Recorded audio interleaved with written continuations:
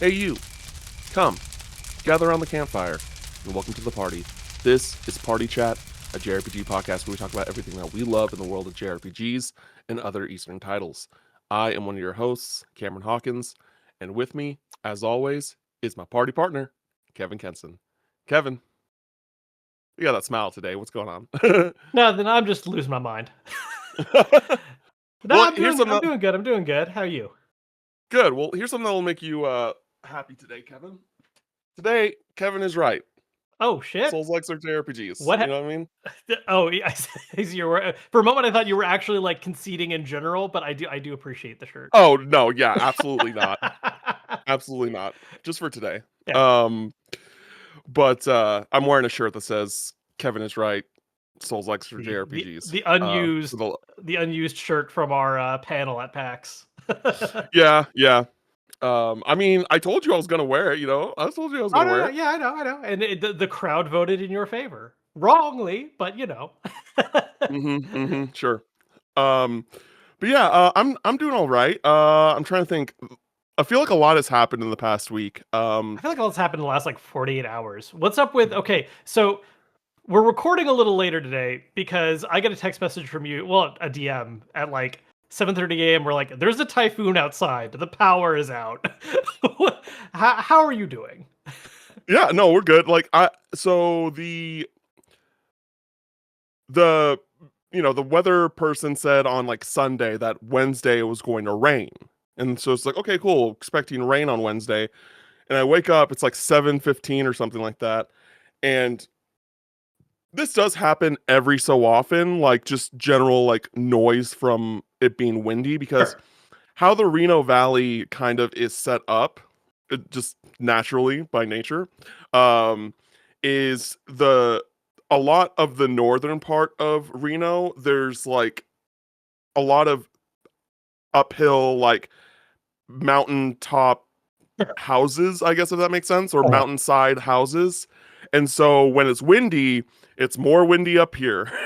And so it was really bad. Like it was really, really bad because we have a like a back porch, and then we also have like a proper backyard on a bottom floor because how my house is kind of set up that I live in. There's like the main floor, and then it's just a basement floor. There's no upstairs. Sure. So the basement floor is where the backyard is, and so I'll just hear all the shit on the patio because we have like there's like some patio furniture and stuff like that that's just like flying around, and we always got to make sure that we like have it all locked down so it doesn't Right. like fly away. But it was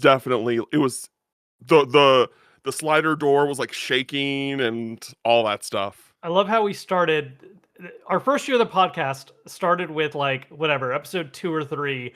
We're delayed because I lose power and internet because of heavy winds and all the crap that was happening in California. And now at the end of the year, we're just getting your turn, which has not been as bad, thankfully. Yeah, it seems like it's, you guys are all good over there. Uh, but funny how Yeah, nature and life works. but it happened for a solid like 4 or 5 hours. Sure.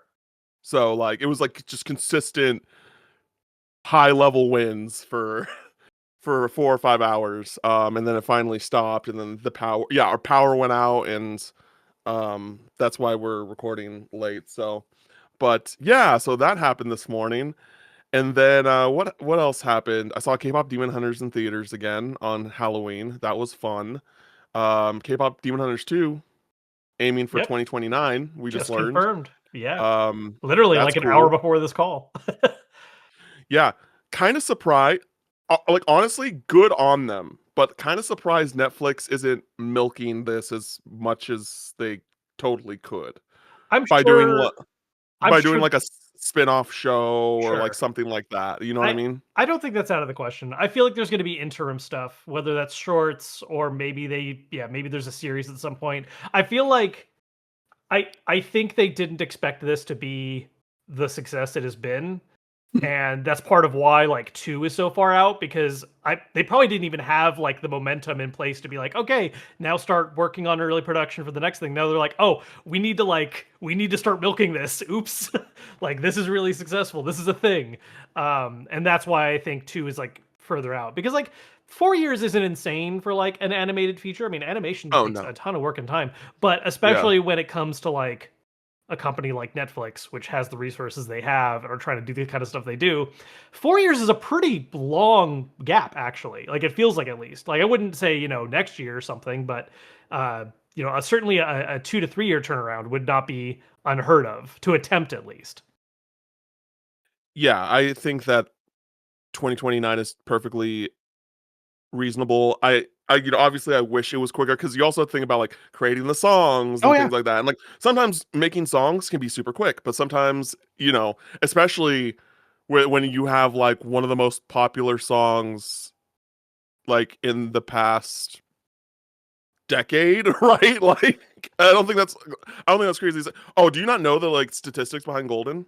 I mean, I know it's successful. I do not know the actual like hard data on that. No. Oh, it's been like it was like number one on the Billboard Hot 100 for like weeks long. Like things like the only thing that dethroned it was because a Taylor Swift album dropped, And then everyone got angry at that album, as far as I'm aware. and then I think it went back to number one, like just for that. You know what I mean? Yeah, Like yeah, like there was it's a little yeah, resurgence at the end there. Yeah. yeah. Huh. The song's gone platinum. Like the song, I would not be surprised if the song goes diamond eventually, because of just how popular it is. Yeah, it is the most like like I would be shocked. The most guaranteed like best original song at the Oscars like ever. Like, or maybe since like a whole new world, maybe like or like that era of Disney. Sure. I don't know. But anyway, uh shout out to K-pop Demon Hunters. I did, speaking of Netflix, I have restarted my rewatch of Stranger Things Oh man. because the new season drops this month. So I'm not gonna lie to you. Didn't remember much of that show, so I definitely needed the refresher. I It's not because I think I didn't like the show or it's not memorable. I just like, oh, it's because you take fucking years yeah. in between seasons. No, it's been so dragged out, right? And yeah, like I remember season 1 pretty clearly, because I've watched season 1 a couple times like over the years. I remember broad strokes of everything after that. Like I That's remember the fair. main plot points. I remember, okay, there's like, okay, they introduced the new character and then her brother, and there's all that stuff. And then the mall's a big focus for a bit. And then last season they get a little more kind of like darker and serious with some stuff. Cool. Like I remember broad strokes, but yeah, I probably need to rewatch at some point. I don't know if I'm gonna like jump on the new season right away, but eventually I'll watch it. It's gonna happen. Yeah, see, it's just such a show. It's such a monumental show. Like, even though I'm not super crazy about it, I care about it enough where I'm like, no, I don't want this spoiled for me. I just need to like, how are you on like general spoilers for things? Because I feel like, because there are people that just like do not care about being spoiled. Like I have Um, friends that I are like that. I wouldn't say that I don't care about being spoiled, but I'm not like, oh god, everything is ruined now because like, I know something that is a big deal. Um, Oh, see, yeah, you can't spoil shit for me. yeah, I don't no, like it. I can like I'm generally pretty good about it. Like it's one thing if I'm like, if I actually am like in the middle of the thing, like if I'm in the middle of trying to play a thing and then something gets spoiled, that does bother me more, because it's like I'm putting the work in right now. Yeah, Like yeah, yeah. why you cutting me under my feet? But like if it's something where I'm watching it, 6 months later, or a game I'm playing later, it's like it happens. You're gonna find stuff out. Uh, I I do think there's something to be said about having that proper unspoilered experience, but I do think there is also something to the idea that like good writing is good writing, and the knowledge should not be the only thing that like instantly makes it a good or bad experience. That's tough. I get what you're saying. I just don't like. I watch. It's not like I watch things specifically for like spoilers because that sounds weird. But like No, there's a good feeling that comes from reveals, right? Like Yeah, there's a reason exactly. why twists are such a big like Shyamalan blew up for a reason after Yeah, Sixth yeah. Sense, right? Like Like, there's I'm stuff that not works that way. one of those people because I mean, I think that this goes into a larger conversation about video games and how a Sure. lot of like prestigious video game stories have taken a very similar structure and it's kind of really starting to show its wear, but that's neither here nor there. We're not talking about That today. certain games. But there's one other thing I wanted to talk to you about before we get into our housekeeping. You just got a sick ass new television, I and do I have a want shiny TV behind me. yeah, Full talk to me about disclosure, it. yeah, full disclosure, this was part of a deal I did. It's with a brand called Hisense, who I've worked with a couple times over the years. I've reviewed a couple of their, or at least showcased a couple of their like TVs and different displays. It's awesome. It's one of their newer mini LED TVs. It's freaking massive. When we were first in talks with them about doing this, they actually wanted to send like the 100-inch, which isn't even the largest it gets. And like, look, big TVs are shiny. Does not work for this space. I'm so glad we got them to send a smaller one because it kind of was like a last second thing where like, oh, we can't source like this one right now. Like, are you cool with this size? And I was like, that's probably better for where I have to work with right now.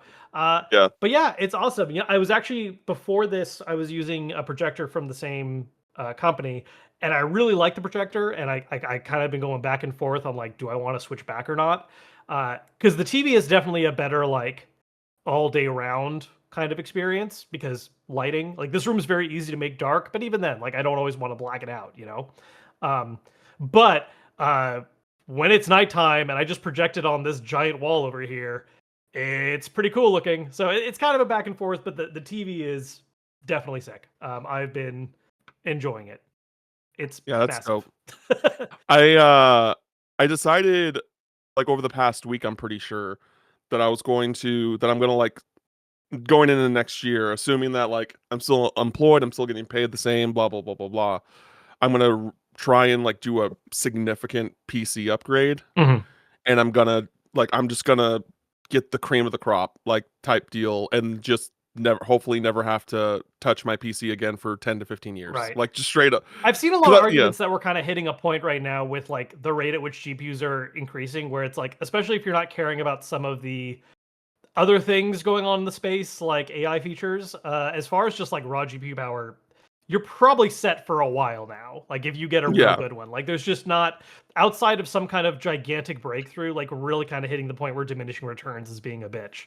So yeah. So that's something that I'm gonna be working on next year, and then I also do want to get like a really nice, ideally OLED, but like just a really nice new television. Like the one I've had since like college, and it's still great. And it was kind of like the budget, like, hey, it has HDR, it does the sure. thing. It's like You got the cool. I main, yeah, the check mark in the main boxes you want to make sure you have kind of thing. Yeah. Exactly. And so like, and when I eventually like move into my own place or like whatever, or even if I have, a roommate, in a future thing, down the line, having two TVs is nice. One for like my bedroom, one for like the main room or whatever. Right. So, but okay, cool. We're gonna get into some housekeeping. If you've been enjoying the podcast, please go to youtube.com/ at jrpgpod. Hit the subscribe button over there. We're so close to 500 subscribers. We're 55 away. So even if you listen to this audio only, please go to YouTube, sign into your YouTube account, hit the subscribe button. It would really help us because once we hit 500 subscribers, we can actually start monetizing, which is cool. Not saying we're gonna get a lot, but hey, that's a milestone for us. So would really appreciate that. Also, leave a 5-star review on your podcast service of choice. It really goes a long way. We also have a Patreon. If you have any, if you want to, throw a couple of bucks our way, we have a couple of tiers, like getting the podcast a day early, access to our Discord, Q&A, and our Campfire Catalog podcast. Lastly, go to youtube.com/Kevin Kenson. Hit the subscribe button over there as we try to get Kevin to 1 million subscribers before the end of 2025. And now we're going to get into the news for the week. Um, Kind of a light Nothing one. super. Yeah. Yeah, nothing super big this week, but we do have some things. First off, Animal Crossing New Horizons is getting a Nintendo Switch 2 edition. That was just this past Um, week that we got that news, huh? God, this week has flown by. I was like, that feels like yep, forever ago already. But that is, yeah, that was just last week. Yeah. yep, and it's coming out on January 15th. And there's also going to be a free 3.0 update um for the Nintendo Switch version on the same day. So very cool. Kevin, do you happen to know, because you are more into Animal Crossing than I am, like what the uh kind of list of details of the new information that's like the new things that are coming to the The Nintendo new Switch 2 things. version? Yeah. Yeah. I don't off the top of my head, but give me one moment and I can double check a couple things. I remember seeing some of it in passing. I know. Do, do, do, do, do. I know Yeah. So you can decorate with mouse controls. yeah, they're There's upping the a resolution, of course. yeah, there's a megaphone that you can use, and you can use the mic to like play with that. Yeah. You can now play with up to 12 Yep. players. There's camera play via game chat. Um, I know one of the yeah. things that I've seen that really stuck out to me is they are adding some new amiibo functionalities, including a bunch of Zelda themed stuff if you scan Zelda amiibo. So Oh, you can cool. get a whole bunch of different like items themed for Zelda, including like, oh, you can put like rupees like in your house, or you can hang like some of like Link's clothes and the Majora's Mask on the wall. And I believe there's a villager you can even get that is based on one of the new amiibo coming out. The little bird guy. I can't remember his name right now. Uh, but that is something else I saw going around. Yeah, so some other things is that apparently there's a going to be a family hotel where you can decorate rooms with different themes, which is cool. And then there's like hotel tickets that allow you to get like certain items and outfits. You can so you can invite guests using Amiibo. You can craft special island goods using do it yourself. Um, and there's a seems like a pretty substantial update. I'm not an Animal Crossing guy because I do not like management sims. Um, but it's very cool. One of the things that's cool though that they did do is that apparently you can use the hotel tickets to get like different Nintendo consoles Mm-hmm. from their history, which is that's something I appreciate. And then it looks like you can actually can you play the games in game? It looks like you can play the games in game, which is that's really cool. And then there's Lego items that they're adding as well. So a lot of very cool things for those that like Animal Crossing. Like actually some stuff where I'm like, man, I kind of wish I liked Animal Crossing because this is kind of cool.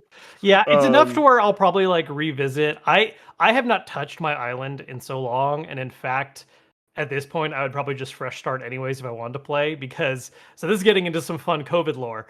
Um, so Christine and I were supposed to get married uh, in September of 2020. Obviously, okay. that didn't happen. uh, and what we ended up doing as kind of a partial cope with that was we'd hit the point where I was like, okay, Animal Crossing's been out for like 6 months. I put some time into it, more than I have any other Animal Crossing game, but I'm not really like vibing it that much anymore. Like I'm pretty much done like playing. So we basically converted my whole like I gave Christine my Switch and she just spent a ton of time converting my island into a wedding venue, and we did a little Animal Crossing wedding on stream where she just came in my island, which was now this whole like had this altar set up and stuff, and we had a friend of ours like fake being the officiant, and just a little ceremony while streaming. So it's just a fun little cute thing we did. But that wasn't the official like wedding. Like No, no, that wasn't like okay. Okay. no, we Okay. didn't. Yeah, Okay. we didn't get. We ended up like a year later, just like going and doing the paperwork, and we keep Yeah, saying yeah, yeah. someday we'll do a proper like make good ceremony. But post COVID years have just been a lot of stuff back to back to back. So Yeah. I would just take, Is what take it what is. you can get. Take what Yep. you can Yep. get. Is what it is. Uh, Anyways, yeah. So maybe I'll start fresh. We'll see. okay. Next story. We have the collector's edition for East versus Trails in the Sky Alternative Saga. It is being done through limited run games. Um, and it is going to be available for both for PS5, PS4, and Switch platforms. The collector's edition includes the game with a digital soundtrack code, a 2 CD soundtrack, a booklet, steelbook, double-sided poster, hardcover art book, uh, acrylic standee. They definitely spelled that wrong. And a keychain of the logo. It is going to be $99.99, and you can pre-order it on limited run games until November 30th. And Uh, what is the anticipated release date? And then what's your best guess for actual release date? Anticipated release date is September of next year. Okay. And what are we thinking? Because look, man, I, look. well, like, I'm not like a hard allergy hater. I just ordered something recently from them, but it is absolutely a thing that when it comes to the collector's editions, like, what are we doing here? no, yeah, it's one of those. It's tough, right? Because like, and we'll get into that in topic of the show because our topic of the show this week is going to involve like collector's editions and things like that. Right. But for me, and we'll dig deeper more into it, is like with the type of model that they have when it comes to their games, which being like, hey, there's a pre-order window and then we manufacture it. It's hard when you don't know exactly how many you're making and you're starting basically when the pre-order window closes, because then that will naturally change the timeline of Right. how long it'll take for things to be ready. And so, yeah, for me, I give them the benefit of the doubt a lot of the time. Like, I'm not saying that I'm happy about it, but I also I think that in a lot of cases now they send the game separately Sure. so that you can get the game Right straight away. away. Whatever. Yeah. Yeah. Or at least whenever the game is ready, they'll send the game and then they'll send the collector's edition later, Right. which I appreciate that. Um, but normally, like when I buy the collector's editions for certain games, either I don't have the game and I don't plan on playing it straight away if it's like through LRG, Sure. because normally it's an older game, right? So it's just like, oh, I either play the game uh already, which is a rare case. Like Trails was one of those instances where it's like, yeah, I'm just gonna buy this game digitally and then I'm gonna get my PS5 copy in the mail, like, Yep. Just whenever that from happens. Yeah. LRG. Yeah, that's fine. This case, like, obviously I love East and Trails, with it being like more of like a fighting game aspect and like things like that. I'm like, yeah, I'll just wait for the Yeah. collector's edition to come in and I'll play it when I get it. Yeah, you're definitely Um, picking this one up more as like a totem than like I'm sure you're gonna check the game out and like give it a shot and try it, but this isn't something where you're like, oh man, I gotta play this like on launch day. Like you're picking this up as a fan of the series and you just want to like get the stuff. yeah, Yeah. no, exactly. Because I mean, like at this point, I think I have like every US collector's edition of Trails and East except for East 9. And the only reason I didn't do East 9 because East 9 didn't come with a steelbook. And I wasn't gonna do East 10, but I got sent the collector's edition by NIS, so I was Mhm. like, cool. Sweet. That's dope. Yeah. So it's like I feel I'm mainly buying this because of Trails. Like I've got to add it to the Trails collection, you know Yeah. what I mean? But yeah, so that's that. Next story. Steam Deck has now released an update that allows you to download games with the screen off, which apparently is a Finally. big deal. It's a big freaking deal. So here's the thing, right? This is a classic like console conditioning versus PC conditioning. Console, it's just become a thing these days where like, yeah, the system goes to sleep, but it'll still do certain auxiliary functions like finish downloading a game. Plenty of times. I've set up a game to install and then I just turn the TV off and let it do its thing overnight or whatever. Um, PC, the PC needs to be running, and sleep on a PC is sleep. Like it actually shuts everything down, like while it's in that standby mode. And so PC handhelds, including the Steam Deck, even though it's not like a Windows handheld, it's still like a PC at its core. Yeah, if it went to sleep, you would just stop doing things. Multiple times because I do videos talking about PC handhelds and covering them, and sometimes I have to install a bunch of stuff. I've like manually changed the settings to where they don't sleep while plugged into power and just, let it rip over the day with the screen on the whole time because I need things installed and I'm not going to be, hitting the stick every 5 minutes to make sure it doesn't fall asleep. So good that this is now like a thing on Steam Deck. It's just such a basic, like it feels like such a basic, simple thing. But I think for a lot of people, especially if you're coming more from the console side, which is what I think Steam Deck is more appealing to, I think more kind of console traditional people are looking at this than like the hardcore PC heads. Yeah, like thank you. It's taken a minute. I kind of wish this was something introduced a little sooner, but absolutely love that they actually did do it. Yeah. I'm not a Steam Deck guy. I've never gotten one. Like, I've been close to considering buying one, but just still never have. Um, but that seems like something that knowing as of the release of the update that was not a feature or that was not a thing Yeah.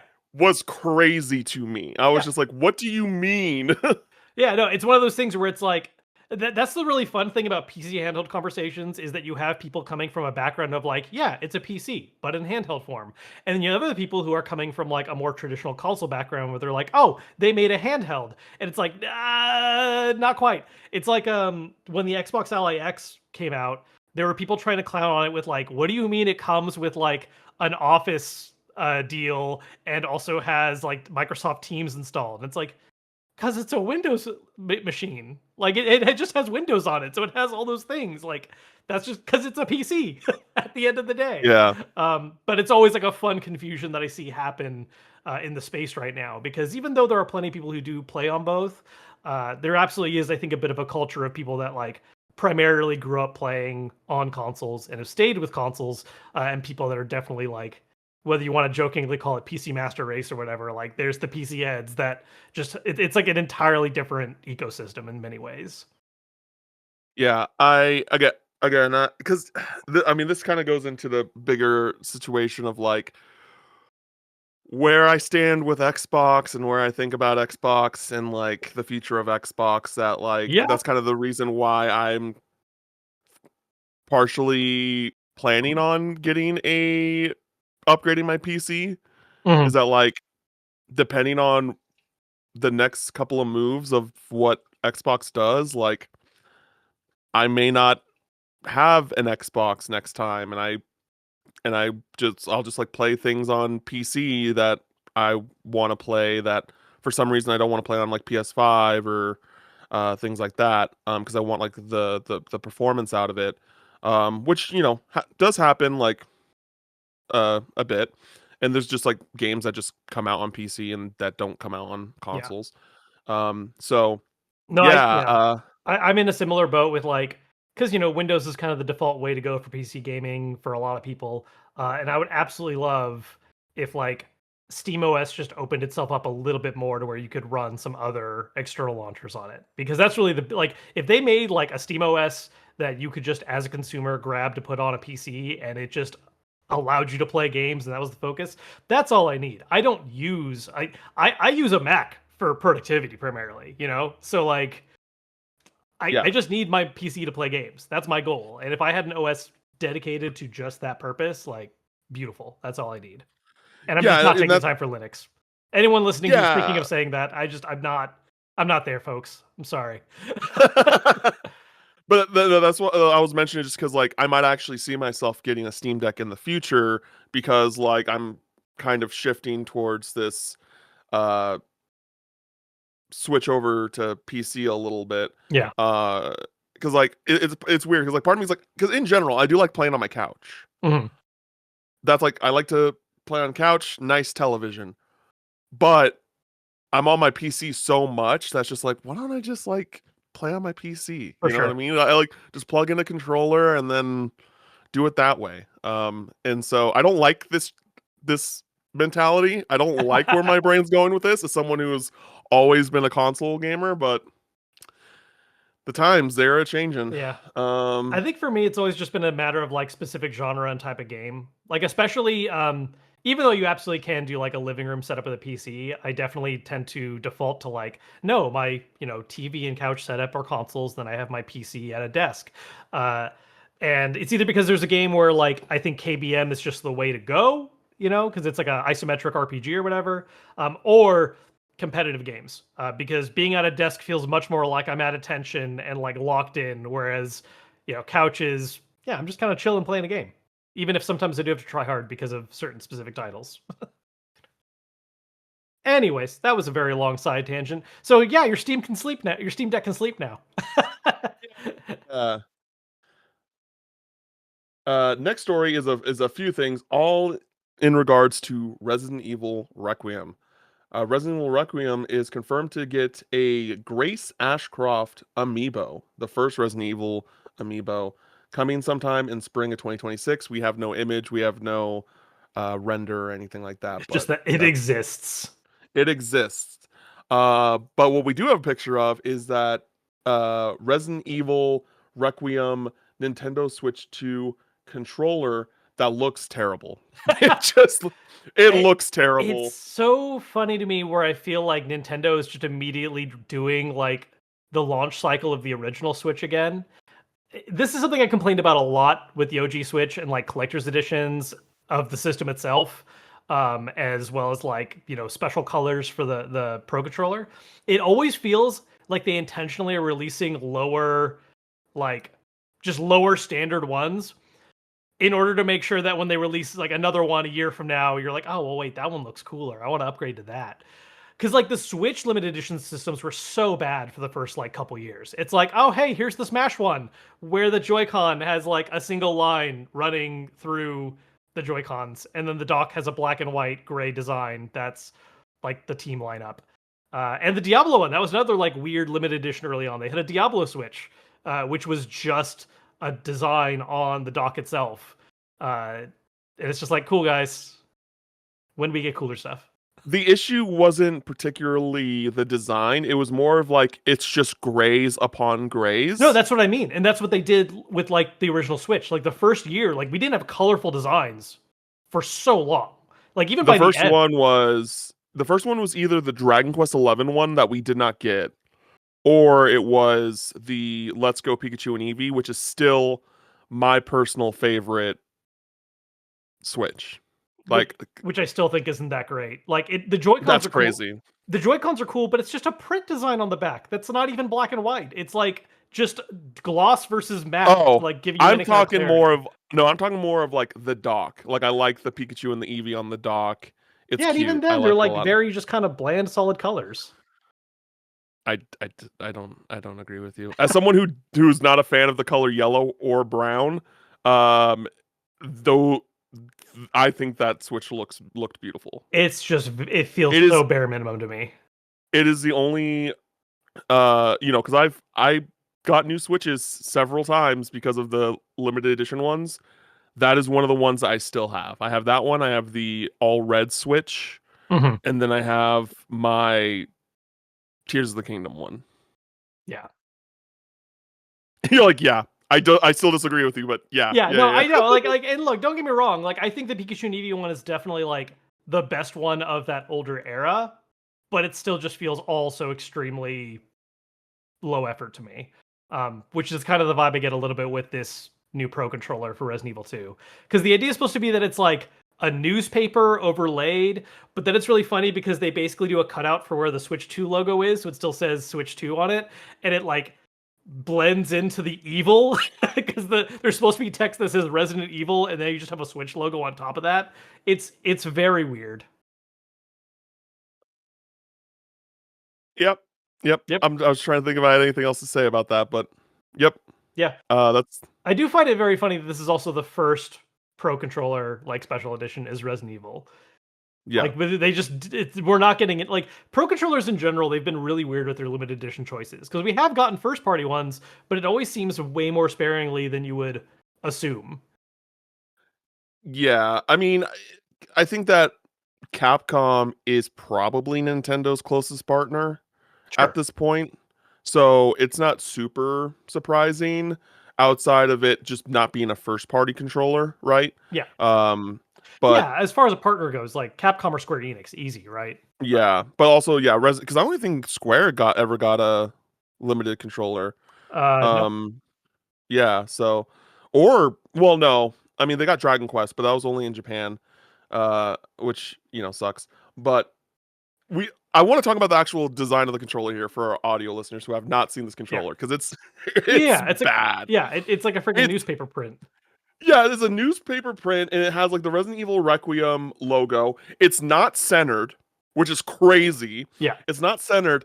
And then with the Resident Evil Requiem, the Nintendo Switch 2 logo goes over it. Yeah. And so it doesn't even look like it's Resident Evil Requiem, but it's still just like you have this giant Switch 2 logo right on where they normally are on the Pro controller. And it's just like this is the ugliest fucking thing. Yeah. Like who thought I don't know who's buying it. Like It's if it's not a if you're great. buying it, you must be the most hardcore Resident Evil fan cuz it's not good. Yeah. It's really bad. I think what's rough too is that like I know I was just talking crap about like Switch special editions in general, but the Pro controllers actually were the one place they were doing like decent stuff with.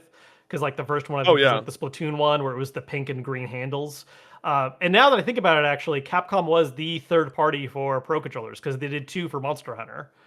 Okay. Because they did one for like the Rise regular release and then one for Sunbreak. And then I think that was it for third party. The rest were all first party stuff like Splatoon and Zelda and so on and so forth. Even though they didn't do that many in total. Uh, Yeah, I yeah, have the Smash one. I have the Smash one, and then Smash I one's solid. wish, yeah, Smash one's nice. And then I wish I got the Xenoblade one. At the Yeah, time, because at the time I never played a Xenoblade game, and I didn't know that Xenoblade 2 would end up being, what it is. uh, what it is, Yeah. which I fucking love.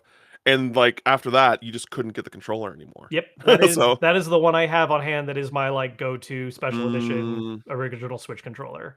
Uh, I kind of wish I got the Tears of the Kingdom one, but it was also so late into the generation where I just kind of knew we're moving on soon. I don't really need to grab this. I wasn't gonna make content out of it, so like I'll live. so on top of the Pro controller and the Amiibo, we're also getting a Resident Evil Generation Pack. This is not just Switch 2 exclusive. This is also going to PlayStation 5 and Xbox, which includes Resident Evil 7, 8, and 9 Requiem. Um, and it comes if you buy it physically, which I believe you can only get it physically for PS5 Japan exclusive, but it still is a thing. And then you can get it on Switch too, but they're all game key cards. It comes in a like what's a slipcase to fit all three games inside. Um, yeah, it would be really cool if it wasn't game key cards. Yeah, I mean, it's just put it on the list of not surprising but still disappointing. Like it's just like Yeah, that's how it's gonna be. Unless Nintendo themselves is publishing the game, it's pretty rare at this point to be seeing devs do real physicals. At the momentum right now, at least, who knows? Maybe we'll have a different tone 6 months from now, but not a great start. yeah. But if for some reason you do want to get the generation pack for the Nintendo Switch 2, it is $90 physically, and it is up for pre-order right now. So um next story, Nintendo is releasing two different vinyl sets for The Legend of Zelda Breath of the Wild. There is a 2 LP vinyl set and an 8 LP vinyl set, selling for $49.99 and $194.99 respectively. You can pre-order either of these on the Nintendo store. and it's supposed to ship June 19th of next year. And if for some reason you are a well, for some reason that sounds mean. That's not what I mean. If you happen to listen to this podcast and you do not live in the in North America, you can get these vinyls on the EU, UK, Nintendo The store. region of The your yeah. yeah, the region of your choice. If you live in EU, UK, Australia, New Zealand, you can also pre-order these on Barnes and Noble, um, Black Screen Records, Laced Records, VOV Records, Yeah, a bunch of different major and storefronts. yeah. A lot of the places where you normally buy video game vinyl specifically, Yeah. you can buy it there. Yeah, aside from So the ones that are doing it because they themselves are the publisher, like I am 8-bit or whatever. It looks like yes, many yes. listings, but more kind of general vinyl storefronts look like they're getting it. And then some last quickies here. Chun-Li will be joining the roster of Fatal Fury City of the Wolves on November 5th. So that is today. So she is out now. And Final Fantasy VII Rebirth has gotten an update on both Steam and Epic Game Store, including bug fixes and functional and instability improvements, added DLSS multi-frame generation support, and improvements to overall game stability, including some bug fixes, which they already said. Um, that was I read that tweet from just as it was, so that's on them, not me. uh, and yeah, so that's all the news for the week. Yeah. One other thing, just this morning, kind of a sudden thing. Yes. Nintendo did release a new app in their current push of just releasing random ass apps to have on your phone. So now, on top of Nintendo Music and Nintendo Today, there is now the Nintendo Store app. I've been trying this out a little bit on iOS. It's kind of funny because, look, if any company is forever going to be stubborn to make sure no other like company ever gets a cut of sales, it's Nintendo. So it's called the Store app, and all it actually does is link you to like an actual web listing for then purchasing games. Like you can't purchase stuff directly through the app itself because if you did, Apple or Android, whoever would like get a cut of that because that's how in-app transactions work. So it's really funny while you're like you're opening up the Store app, you click on a game, and it's like, hey, go to store page on this website. It's like the only touchable link. It's still a cool way though, I think, of being able to like just easily browse the eShop through your phone if you just want to like see what's out there. And a really cool feature it has, although debatably this feature has always been kind of wonky with Nintendo. Uh, it has a playtime tracker for everything that has been done under your current Nintendo account. So that dates back all the way to like later 3DS and Wii U years. So, that has its accuracy issues sometimes. I've already seen a couple people be like, I know I've played this game for like over 100 hours. Why does it only say this much? I have a funny one where I think this is because of when I created my Nintendo account, because originally 3DSs didn't require that style of account, and it was something they had introduced later. But it says that I've only played Fire Emblem Awakening for like 4 hours, which is not accurate. Like I have put time in that game. Yeah. But it's kind of a fun little way you can sort it by most played. You can be like, oh, what are all the Nintendo games since that era, like the early 2010s, that you've put over 100 hours into? Like, what's your most played stuff in that? So, kind of a fun thing you can do, even if the data is maybe a little wonky. But yeah, just another Nintendo app to download if you like having those on your phone. Cool. Neato. Now we're getting into what we've been playing for this week. Kevin, have you been playing anything? Are I you have still been. just knocked out Dragon Quest 2? I need to get back and finish Dragon Quest 2. I got a little derailed this past week. But one game I did make some time for because it's not that long of a time investment. I started playing Dispatch, which Oh my is gosh, I pretty want freaking to cool. play it so It's bad. so cool. So for people that don't know what Dispatch is, you might have heard some talk about it. This is a new game coming from Ad Hoc Studios, which is basically former Telltale Studio people that formed their own studio, and this is the first actual like major release they've had. They were contributing to Wolf Among Us 2, but we don't really know what's happening with that game. So they went ahead and released their self-worked title, which I think is in collaboration with Critical Role. They have a lot of those people providing voice talent, although there's a couple other actors on top of that, which are kind of some crazy gets. Like I was very surprised when I heard Jeffrey Wright's voice suddenly, uh, and I didn't realize it, but the main character is voiced by Aaron Paul. Uh, but it's a Telltale style game, just new studio, new styling. Really freaking good though. As much as I liked a lot of older Telltale games, there was always a bit of like jank to the engine they Bank. used. Yeah, for sure. Like Yeah. especially cutting between scenes, you'd always have weird pop-ins or like the frame rate would freak out for a second. It just always was a little awkward. None of that in this game so far. Like very smooth animations, very smooth like transitions in and out of gameplay. I like the fact that it does have kind of like a mini game as part of it that's not just like watching the shows and making choices. Like that's still the core, I think, big thing while you're there. But there's this whole like, so okay, rewind a little bit. The pitch of Dispatch is basically you're a superhero whose whole power is that you have a power armor, like cool, mech suit type thing. Um, Mech suit breaks, you're broke, you don't have the money to fix it, and you're given the opportunity to basically work for a Heroes for Hire service as a dispatch agent. So you're the guy taking calls and sending superheroes to different places to like solve problems. There's more to it than that, and there's some crazy hijinks. I'll let that be a surprise. Uh, but there's this whole like mini game where it's like, oh, like you're managing your roster and you got to pick the right hero to solve the jobs, and like they'll even level up a little bit so you can like improve some abilities and maybe make them a better fit for certain tasks. And you're constantly juggling like who's available to solve what problems. So there's a real fun little mini game aspect that breaks up the just usual watch a story and make choices type thing.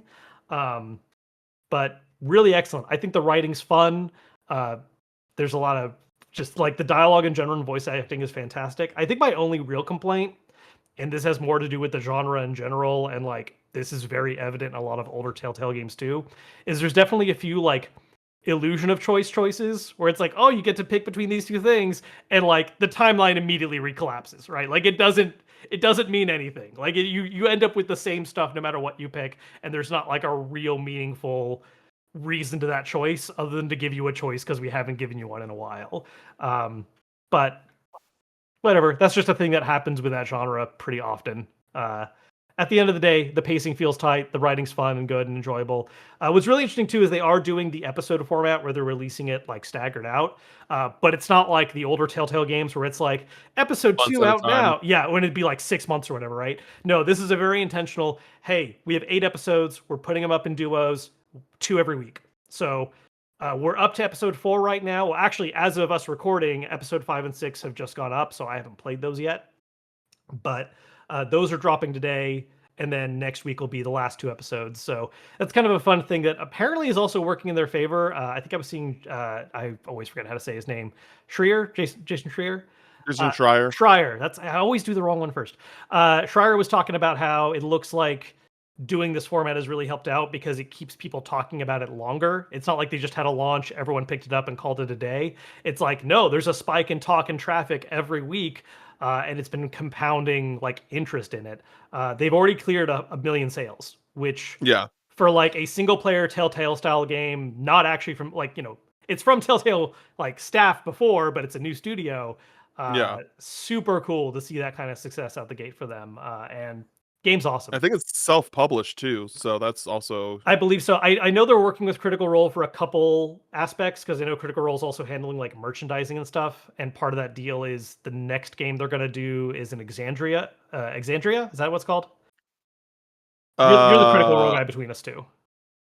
yeah, yeah, yeah, yeah, yeah. Yeah, Mhm. the next game they're Yes. going to do is in that setting. So like they're doing like a longer term partnership with them moving forward. So I don't know if they Mm. have any like involvement in the publishing side of things or if it's just merchandising and like that kind of concepting stuff. But yeah, it's cool stuff. How long is an episode of that game of Dispatch? Because It's I want to play it. Like like ideally like I want to kind of like get it and play it over the next week, sure. but I don't but it depends on like just like because how doable it is. Because like I made more progress in Dragon Quest 2, Yeah. but I don't know how much longer it's gonna be for me to beat that game. I still think I have like a decent amount left. Um, and I really want to get that game done, but I also really want to play Dispatch. For So sure. it's kind of like So a they actually do pace it like a television show. As far as I could tell, each episode has been a pretty tight, like mid 50 minutes to hour, like low hour. Yeah, no, really. it's like watching an episode of a show. And the thing is, because it does do that telltale thing where there's not any way to like skip dialogue or fast forward, the most you can do is just picking like rewinding to an earlier scene if you want to redo some stuff. So if you're just playing the thing straight, you're not trying to like redo a scene or anything like that, everything's time managed because you're just watching the animations play out, and then even the minigame segment is in real time because the counter's going. You can pause to do certain things, like when you're doing your level ups and stuff. They don't keep you to that tracker, but you're not going to spend a lot of time doing that. That's opening up a menu and just spend some points, call it a day. So as long as you're Mm, not like forever focusing on how you want to build your characters or something, the actual like watching the gameplay play out, making choices, and doing the minigame, it's like a tight 55 to like an hour and 5 hour and 10 minutes. Like it's they're all pretty smooth paced. okay, yeah, then I'm probably gonna do that because one of the things that I forgot to mention as well during the news is that the PS Portal thing Oh, that right. was yeah, the PS Portal update that was teased or whatever a week ago that officially launched today. And so I'm probably not going to do it through just the streaming itself, but it just I that is a really good Portal game to play because right now it's only on PS5 and PC, so I'm Yes. going to get it for PS5. And that will be a good Portal game to just kind of like play in handheld and I could definitely see experience it that handheld way. being a good way to like play this, especially if you just want to cozy up on a couch or in bed or whatever. Like, because I've been doing it as a late night thing. That's why I also Yeah. started playing it early because I was like, oh, like not all the episodes are out. So a couple nights ago, I played the first two episodes with Christine, so she watched me play. I played the next two episodes the next day, and then I probably won't get to 5 and 6 today. I might have to wait till the weekend, but it's kind of like a neat TV show energy to just kind of check back in. And it's cool that it's like actually timed and not just next episode is dropping whenever it's done, and who knows when that is. Yeah, and there's 8 episodes total, right? So there's only Yes. one more week of There- releases and then it's over. Yep, next So, week is when they cool. drop the final ones, as far as I know. So, who knows? Maybe if it does well enough, they can drop some kind of DLC or something later down the line. But the main game plan is the 8 episodes that you get. It's also not a particularly expensive game. I want to say it's like $30. $30, yeah, it's Yeah, there's like $30. a deluxe edition you can buy that comes with some like digital comic books and like an art book. It's like $10 more, but yeah, for the core game itself, $30 honestly feels totally worth it to me. Yeah, and also just in general, pretty impressive just how they were able to like launch a new kind of like superhero IP Yeah. with so much like immediate success. Like obviously like the Critical Role aspect is going to Yes. give them that push as well, but just like when I think about, Invincible and like all the other superhero stuff, it's a crowded space. Yeah. And Right now, yeah. and maybe because it's a video game, it kind of got past a lot of the potential barriers, right? Sure. That it could have faced if it was just a television show. Yeah. But very cool for Yeah. them. Which I do think I read somewhere, and who knows what the timeline on this is or if plans change. I do think also part of the Critical Role deal is the plan to do a show at some point, as well as making a TTRPG like tie-in, which makes sense. It's Critical Role. That's what they do. Hmm. And I don't know if, now that I'm saying that out loud, I don't know if the show is like an actual like animated adaptation thing or if they're just talking about like doing a live play. Um, I'm now realizing that might be what it is, but there is supposed to be a show thing in the works as well. So, yeah, I think being a video game first, though, definitely gives it a little bit of an easier way to break through because there's definitely some tropey stuff going on. Like you've got your traditional not Superman type character. Uh, they're not taking the angle of him being Superman but a jerk. They're doing a bit more of like Superman, but he's not like dumb, but it's very like I'm not human and I don't understand what human things are, and they kind of play into that a little bit. He looks very much like I can't remember his name right now, but Omni-Man. Yeah, very Omni-Man coded because they went for the thick stash look, while he's also just built and big. Yeah. Uh, but yeah, like it has its tropes, but again, it's fun. Also, I will say, much more adult oriented than I was thinking it would be. Like it's I do not I've play this heard. one in front of kids for Yeah, certain I have scenes. I have heard that. I have heard that. Yeah, it's So like, it's one thing to curse a lot, but there are definitely some scenes where it's like, oh, this is not the show, this is not the game you want to play, and then have like, I don't know, a parent walk by and just be like, "Well, what you let me doing, honey?" explain. Let me explain. Yeah. Let me explain. The joys of growing up watching anime. I have actually been playing something that isn't Dragon Quest 2, that I did not talk to you about at all. Oh, Um, surprise. I've been, yeah, surprise. I've been playing a game called Legends of Dragaea Idle Dungeons. Oh, I think This you is, you posted this in the Discord, right? I feel like you did link yeah, this in. I Yeah. actually did post it in the Discord, yeah. So I've been playing that. I played there's a demo that's on Steam. It just came out on Monday.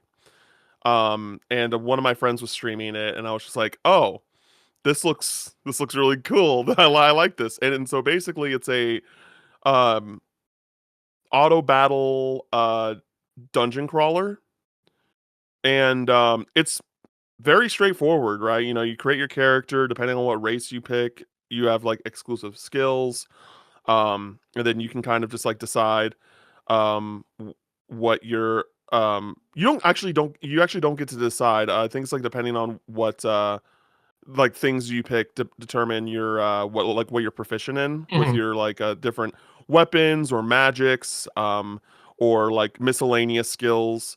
um and yeah, you just basically like go into dungeons, and each dungeon has like its own like XP bar. So the more you go in the dungeon, you basically, it just allows you to kind of use a fast forwarder. And so like once you hit level 5, you can do times 2. Once you get to level 10, times 3, Right. or times 4, Very like that type of classical thing. idle clicker. Yeah. This is all Yeah, going yeah, yeah, everything goes back to cookie clicker at the end of the day. yeah. Yeah, and it's really simple, really fun though. I'm liking it a lot. I did like everything that I can do in the prologue. Um and it's like a $9 game, and because I was at a it's like, so it's a $10 game but it has a 10% launch discount right now. Mm. And because the thing was, I was at a place in Dragon Quest 2 where I was apparently very underleveled, and I was just like, boy, I don't want to just sit here and grind against these enemies like over and over and over again. So in the interim, like while I was doing that, I was just playing this. So I kind of was like, I was multitasking two different games. Um, and yeah, I had a lot of fun with it. You know, I probably spent like 4 or 5 hours playing it yesterday. And then I just bought the full game today, and I'm gonna hop in for more. My like but the thing that's really cool about it is like, because again, like everything's like pretty by the books on like on this type of game, right? Because you have like different buildings you can make. Like one sells like armor, one sells weapons, one sells utilities, one sells like materials. You have your like your guild house where you like manage your roster. You have like the tavern where you can hire adventurers. You know, a bunch of different buildings like that. But the big thing is that apparently the last dungeon in the game is a 99 floor dungeon, or 999 floor dungeon. That's a significantly larger. Okay. Yeah, yeah, yeah, I yeah. was like, all right, So, 99, sure, whatever. Oh, okay. Okay. so 7,000. yeah, yeah, Sweet. yeah. And the thing is like, because one thing that's nice is that when you do the dungeon crawler, you can be like, oh, I want to go through this dungeon this many times. And once you finish the dungeon, going through all the floors, it'll reset everyone's health, and you'll just go again. But in this case, because it's 999 floors, you need to survive 999 floors. Like you don't get a health reset. Like, you know, again, you have utility things like potions and like things like that. But even then, you kind of have to prepare for that. Like if you really want to try and like accomplish that, you kind of have to prepare ahead of time, because you can only buy one of each. You can buy them. You can get them through loot, but you can only buy one of each between every dungeon run. And so, and you can, I think you can hold as many as you want. I don't think there's like a limit to what you want. You can hold, but like you have to also like make sure that your utility bar doesn't have any items because your party will use the items if they need to. So you just have to kind of like stock up on items. Mhm. And one of the things I do wish that they changed is that they put those items into your equipment, and they have a really easy way for you to just like sell all your equipment. Like you basically like, oh, you go to your Oh, yeah, yeah, I've yeah, seen yeah, where this is yeah. going. Yeah. Yeah. So there was definitely one time where I bought things and then I sold it and I was like, "Oh, I just sold All the like things I bought. all of my Does it potions and stuff." is it one of those things where when you sell, it's like at, whatever, half the cost or 20% or whatever, so it's like, "Cool, I just, like, lost No, money doing that." each item has a value to it, like immediately.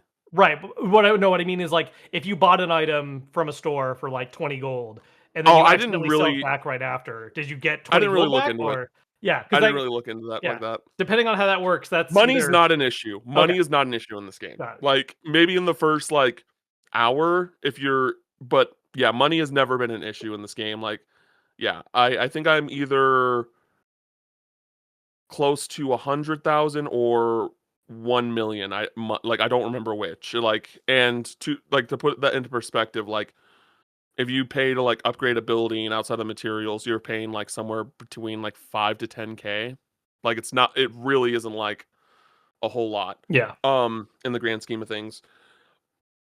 But on top of that, like it's cool that you go to your characters and you can just click wear best gear.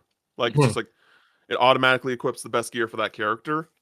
Um, and then once you do that with all your party members, you just press you just go to your inventory and then you just sell everything. You can like there are filters and stuff like that, but not filters for item types, which is the issue. Like I think I have to specifically go to each potion and literally like lock it so that it doesn't sell. But even then, there's rarities of the different potions that you can get as well. And I don't think that they put them all together, if that makes sense, when it comes to the equipment. So it's a little wonky there. That would be like a nice like quality of life improvement. Because like, why would you ever want to sell potions? That's always going to be good for you. Um, there's literally no downs like upside to selling your potions outside of needing money, but like money's not I don't know, Yeah. just very odd. Um but yeah, game's fun, game's chill if you like want something like very incredibly low maintenance in the background while you're doing something. I recommend it. It's not like, it's not like a fucking phenomenal game or anything like that, but it's very fun and the cool art style. There's a quest board where you do certain quests and like your whole guild, like you have a rank system. So once you complete certain quests, you like rank up and then you can choose more quests. But yeah, the demo had again, if you're just like curious about it, just download the demo. It's called like the same game title, but it says Prelude at the end. Um and it'll give you a taste of the game. Again, there's like two normal dungeons and then two boss dungeons, which is just like you just go in and fight like a harder version of a previous boss. So Mhm. cool stuff. Yeah. This is a Cool PC stuff. only thing for now, right? This is like a small indie Yeah, game type deal. Yeah. as far as I'm aware, it's only on PC. Yeah. So Looking it up, it looks that way. Yeah. yeah. All right, now we're gonna get into topic of the show. Kevin, you proposed this idea. Tell me what you want to do. Where you want to go with this? Yeah, yeah. So, something I think we've kind of danced around a little bit in some episodes, but we've never actually talked about at length outside of maybe one time in a Q&A. Collector's editions within the JRPG space. What kind of stuff? Uh, well, a couple aspects, really. Right? Like how a lot of the pricing and distribution has been handled for them lately. The type of stuff that we get in them. What makes a cool one? What are you looking for in a collector's edition? Uh, I think we also come from slightly opposite sides of this because I think more often than not, you tend to kind of pull the trigger on them more than I do. I'm kind of like the maybe this one, and then I just like leave a tab open forever and then never click purchase. Uh, but whereas you, I mean, like we were just talking about this earlier, right? Like LRG announced that Trails versus East, and you were like on it, get Yep. that set up. Yep. Yeah, I mean, I think a big part of it has to do with just uh the IP, right? Sure. And I think a really great example of this, as to where it kind of gets tough for me, was like Dragon Quest 3, right? Like that had like a pretty cool collector's edition, but like it was like a neat idea, but it didn't have like a whole lot to it that really wanted me to get it. Did that come with it? I mean, this is basically part of the collector's edition for three. Is all the little Yeah, toy standees of like the different job classes and final bosses, and then just Dragon Quest 3. And it's like it's cool, but I feel like the acrylic book stand.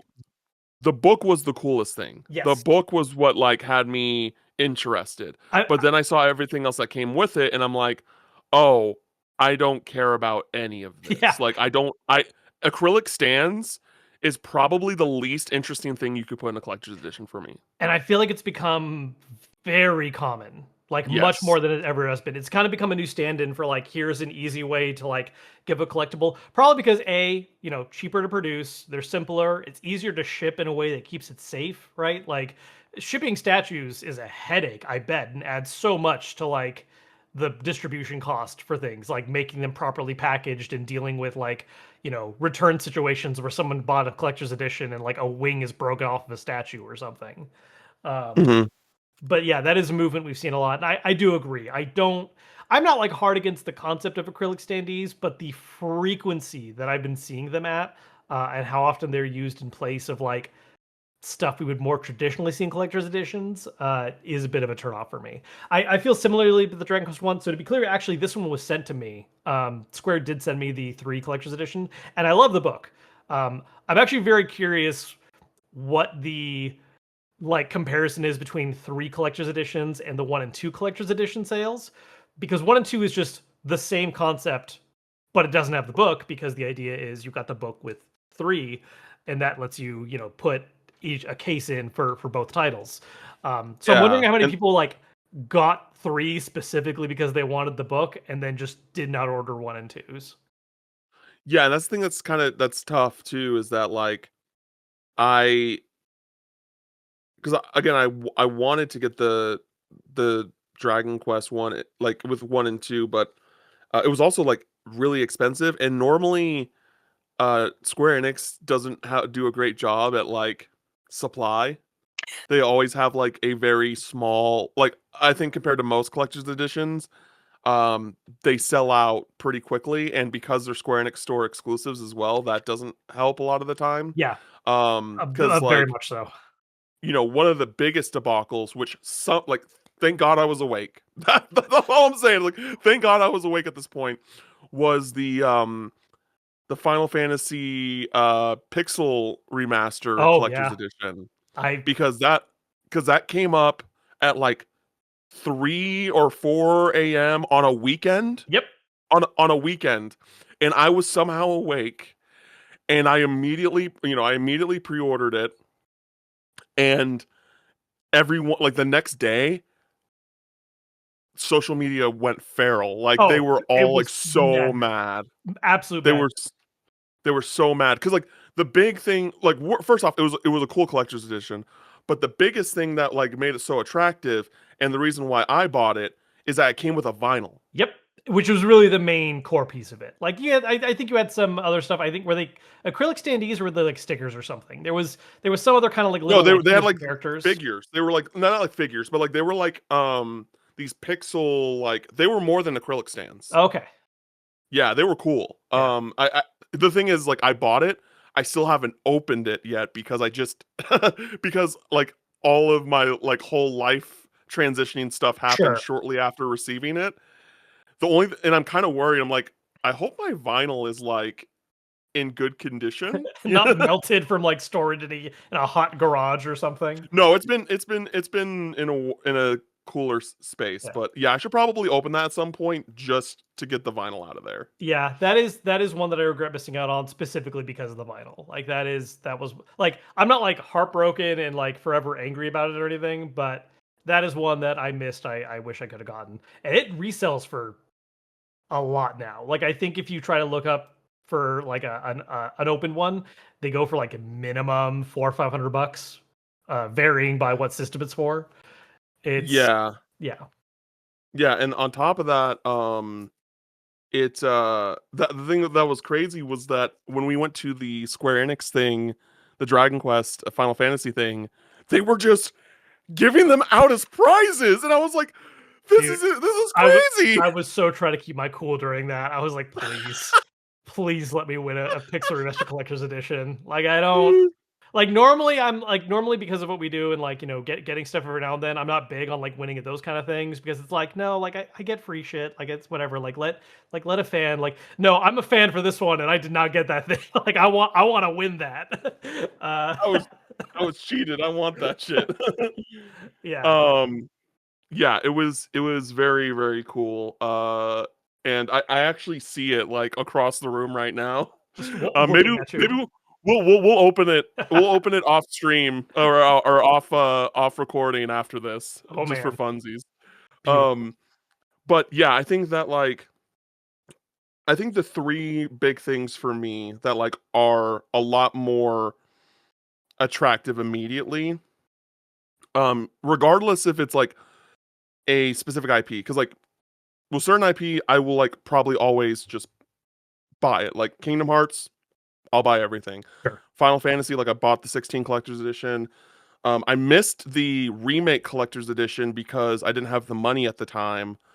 Um, but then like right before my birthday, they restocked the Hardy Daytona, and I bought it for my. I was like, this is a birthday gift to myself, and that figure is incredible. Like that bike specifically is incredible. I was dumbfounded at like how well made it was. I did not get the remake collector's edition though, with the Sephiroth statue. That's like Oh, the one I need Rebirth to one. go. Yeah, I need to go back and buy that one. yeah. Like whatever the, I mean, not whatever the price is, but like if it's a reasonable price considering aftermarket, I'm gonna buy that one. I just gotta. Yeah, I picked up the remake one. I didn't feel the need for the rebirth one. Uh I got 16 and 16 I kind of regret. Not because the collector's edition itself wasn't cool. Like the statue's good. I use it all the time in my backdrops. I think it's oh, maybe it's not over here right now. I might have put it elsewhere for the moment being. But it's a cool statue. And the other stuff it came with was neat. Like I have the pins and like I use the Ifrit pin on my jean jacket all the time. Cool stuff. Um, the only reason why I'm a little salty about that collector's edition is because shortly after it came out, they revealed and released the Bring Arts Ifrit statue, which was like Mm, the mm, same price as getting the game collector's edition. I'm kind of like, okay, yes, I would have spent more buying the game separately, but I kind of wish I just had the game and that statue instead. But I'm not gonna drop. mm. I already dropped as much as I did on the collector's edition. But the Bring Arts Ifrit is so freaking cool looking. Um, yeah, that was a bit of a regret. Yeah, I think for But me, or oh, what were we gonna say? sorry, because I was still Oh, mentioning you're doing your the three breakdown. things, That's right. the three things. Yeah, That's right. so it's like it's steelbooks, statues, and vinyls. Like those are like the big three for me. Like Mhm. if it's a game that I'm somewhat excited for, and it has a steelbook, I'm likely going to buy it. Statue, depending on the statue, right? Like that is a depending factor. And then a vinyl. Like I think we talked about it before, but like when Xenoblade Chronicles Definitive Edition came out, the UK got an exclusive collector's edition that came with a vinyl that was the Monado. Mhm. And Yeah, I told one of my awesome friends, I was idea. like, "Hey, can you pre-order this for me and ship it to me?" Because that, and that's the one I have. I don't have the one that came out in the US. And so like that's just one example of Yeah. like a rare example of where I was just like, "Yep, I'm gonna get this one." Yeah, I always have mixed feelings when they do this ones because on the one hand, it's super cool, like for vinyl specifically, because like statues, Mhm. that's like the time honored like what's the collector's edition come with kind of thing, right? Vinyls I always get lightly bothered by because it's one of those things where that's a cool bonus, and uh, more than likely the kind of game I'm looking to buy a collector's edition for. I know I'm already all in on, and I probably like the composer, and so I'll probably enjoy the vinyl. But a vinyl is also the kind of thing where I'm like, why don't you just release that like as its own thing? Like why is that locked behind a collector's edition run? God damn it. Yeah. Yep. So like that's the thing I go back and forth on. I it's rough because like there's when it comes to the three you listed at least, statues, I agree, it varies. Like I think statues are very kind of just like that is the traditional cool thing to put in a collector's edition, especially the pricier ones. Nowadays they have gotten significantly even more pricey because of how distribution and a lot of sourcing and stuff is handled. So that's why we're seeing the push towards things like having acrylic standees and kind of other cheaper to produce things. Um, Vinyls, yeah, like I said, I get a little frustrated that I can't just like grab that on its own, but it's certainly going to make me tempted for the collector's edition. Because that was even a recent one with Final Fantasy Tactics. That one had a vinyl, I believe, right? I don't think so. No. Where was I seeing someone post? Or maybe I'm mixing up recent releases. No, they Uh, had a statue and then they had the three chocobo plushies, which both of those were enticing to me, but I also never played Tactics and also it was pretty expensive at the time, so I just yeah, I unfortunately did Okay, maybe there not was a grab separate that vinyl one. sale for it then, because okay, yeah, it did not come with the collector's edition. Okay, it had the statue and the chocobos, and then the zodiac stones and the little pop-up art thing. Um, and then I will say, steelbooks, zero fucks given for me. I just do Uh, not. Why do I need an extra case that the game isn't inside of? Like, well, like I listen, know that's a thing. I know it's a thing, and I know people love them. I've never understood. I don't think you're crazy for thinking that. I don't think you're crazy for Yeah. thinking that. But for me, I like them. They're Yeah, pretty. no, it's the Marge Simpson. I just think they're neat, and like I Yeah, I respect just think they're that. neat. Like yeah, I get it, and I do have some. Not that I like went out of my way to get, but it's like yeah, I've gotten collector's editions that come with them, or for a while like, that was like the go-to Best Buy pre-order bonus, and that's just where I would tend to pre-order games from. So I got more that way. Like I have the Valkyrie Elysium one, that I think was for pre-ordering. I have a Yes. Final Fantasy 15 one as well, but I forget if that was a collector's edition thing or a pre-order bonus thing. Um, but that is one that I have that is pretty. It just it exists. Um, Yeah. I think for me, like nowadays, because part of the problem I have is that I think I like burned down on collector's editions a little bit because a lot of my Mm. earlier YouTube years were like, I'm gonna buy a collector's edition and do an unboxing, and like that's a thing I'm gonna do like again and again and again. And it's a lot of stuff, man. It adds up. And there's certain things that you start seeing as parallels across them that just get kind of like, what am I supposed to do with this? Like at this point, like I could just keep everything in the box, but then I just have a bunch of stuff in a box, and like that just feels dumb to me. Like I don't like buying things to just keep them in their boxes somewhere. And I know some people do that. And like no shade if that's how you operate. It's just not. It doesn't work for my brain. I buy a thing to open it and use it, and like intentionally put the thing itself on display in some way.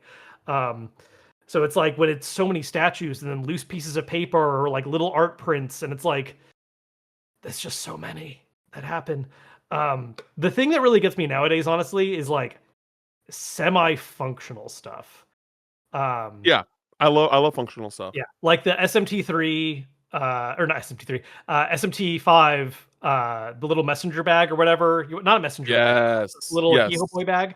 I loved Yes. that. Like I grabbed that right away because I still use that bag. Like when I was in Japan, that was the main bag I used when like getting around to hold all my change and like uh just like different things on the go, like battery banks and such. Um, I imported the Triangle Strategy Collector's Edition because it came with those metal dice. Same. And Same. that was Yes. the I main use thing. Like the other stuff in it was cool, but the metal dice were why I wanted it. Like well among other and the things. and the steel book. But yes, Yes. you know, because like the thing is those dice I use every Friday for Magic. They're just in my Just Magic bag. just And clunking on the table. You're not rolling them in Magic, but still. no, I mean I used them when I was playing D&D uh a Just few years ago as just well. dent your friend's table when you give it a good roll. No, no, I have a dice Yeah, tower. yeah, yeah. Which on that note, I will say as far as like more recent collector's editions that I was tempted by for that same reason. Um, I thought a good minute about pre-ordering the Octopath Traveler 01. I did not end up pulling the trigger Mm, on that one, but that one has I forget if they're metal or not, but it has little D8s that are themed after the yes. different whatever stuff of power, stuff of fame, that whole theme that was in Travelers of the Continent or Champions of the Continent and is now in Octopath Traveler Zero. But then it also had playing cards, which is a thing I tend to like, and there are some like tabletop RPGs I play that involve using a set of playing cards, so like that's a cool bonus. Uh, the ring, like while not functional, that's like a cool smaller display piece, so it's not like what am I going to do with this giant freaking statue kind of energy. Uh, it does have one thing, and this is one that I always find funny nowadays. Look, people got to be out here for this, but like, why are we still putting CDs in some things? I don't have anything that can play a CD anymore. Like my car doesn't have a CD player. My computer doesn't have a CD drive. Like I PlayStation 5 doesn't even support CDs. Like it can't read those discs anymore. I think that's a tough conversation or like topic because I agree with you, Yeah, but I also think that like it's one that's much easier to do versus versus a vinyl. sure. Um and there's been a slight renaissance with cassette tapes, but like not in a major way that vinyls have. Yeah. But both those Um also kind of tie back to like the kind of cool analog vibe type thing, right? Which CDs are yeah. at a very awkward midpoint on. Like, I think this usually happens with the ones that come with CDs, but I would much rather just give me a download code for like lossless, like high quality files. Like that's just Yeah. how they're going to really be used these days. Yeah. And a lot I mean, for the longest time it was very uncommon for certain like games or just like IPs in general to like be on streaming services. Sure. So like this was like another way to like kind of one preserve the music and Yeah, have a physical things format like for it. that. Yeah. No, but I agree with you. It's just like yeah, I'm not going to use this probably, which kind of sucks, but like I would be lying if I didn't think about like recently getting like a nice modern like boom box of sorts that can Sure. play CDs so that I can use those things. Yeah. Um, It's a because weird space. that's not a super big investment, you know. So, No, especially because it's not um, like an in vogue thing, right? Like record yeah, players are expensive, both because they are the type of machines they are, but also because there's a market and there was a boom of people buying vinyls because there's that kind of just like cool analog trend of, there are benefits to vinyl as well, but there's 100% just the vibe of, oh, I want to have this mechanism that I put the big disc on, and that's how we play me. Like it is a different that is what's appealing about it, right? Like there's not really that many functional gains to the kind of regular consumer that's now starting to buy vinyls. yeah. I think we need to talk about limited run games. Yeah, we do. Oh man. I mean, and look, Uh, some of the stuff with them is not completely unique to them, but it is a thing that yeah. comes up a lot with them specifically. No, it's so this is what I'll say because I know that like a lot of especially JRPG fans have a lot of bad feelings about LRG and like I think there's your feelings are valid, like to be clear. And I feel like we are more of not benefit of the doubt, but I think that we I think that like when you think about how their stuff is structured and how they sell their things and like there there could be it could be a thing where they make those changes, right? Because I think that over the years they have made their games that they've published post pre-order more available, Mhm. right? Because they have like their own store now. They go to shows, they sell product there. Um, Yeah, they have an actual retail location. yeah, exactly. But when it comes to the collector's edition specifically, you know, with that same model in play, it's it causes more issues, right? Because they have to manufacture the stuff and then they like base their numbers basically based off of whatever um the amount of pre-orders they get. They might pre-order a bit more on top of that, but not like a significant amount. And then like that's realistically going to be the time where they understand a somewhat of a timeline as Yeah, to when these products, these collector's editions, are going to be finished.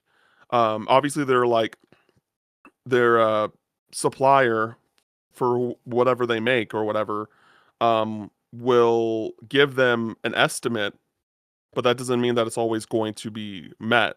sure. Um, and so I think that like for me, when I see people upset at limited run, I'm like, they're not doing this on purpose, y'all. Oh, Like, sure. you know what I mean? It's like Yeah, it's yeah, like yeah. it's like they're not doing it on purpose. Yeah. And I I think that it go ahead. Yes, I agree. And there is such a thing as like the realities of manufacturing and sourcing and like it's not as the like LRG more than anyone doesn't want any stalls to happen. Um that said, I do think there is still the worthwhile problem to examine that is the consistency of these issues and perhaps the problem of consistently overpromising in terms of timelines and being like, oh yeah, it's going to ship by this date, and that target gets missed pretty often. And two, how communication is handled with that. I mean, we even were seeing that play out in our own Discord, right, where people are trying to figure out what was happening with their Trails Collectors editions, and it's like I'm getting 75 emails, and none of them are actually telling me anything. It's just air to try and appease because they're not really giving anything forward. Um, I think like yes, there are realities and problems that are happening outside of their control, uh, but there is something I think to well, who are your partners? Why do these issues keep happening? And how are you going to better inform customers of those situations kind of arising? Because you know at the end of the day, especially with something where it is a direct pre-order, this isn't a Kickstarter where, Kickstarter, there is that always that like hanging like, hey, look, you're helping some guys try to make a thing and this might be their first time doing this. Stuff might just go wrong and evaporate, and that's a problem. This is a company selling a guaranteed product. And there are some stricter, I think, expectations that come with that have been pretty consistently It's tough for me just because I like what you're saying isn't not true. Because like one of the things is like worth mentioning is that they don't make any promises. They said they give you estimated dates. Sure. And I think that like that's like yeah, that's what that is. That is an estimate. And I think that you know, maybe after a certain amount of time they should recognize like, hey, there's been a trend that these products, these collector's editions are being delayed by a month or two. Maybe moving forward when we list these things, we do that estimate further back Right. and then those estimations are met.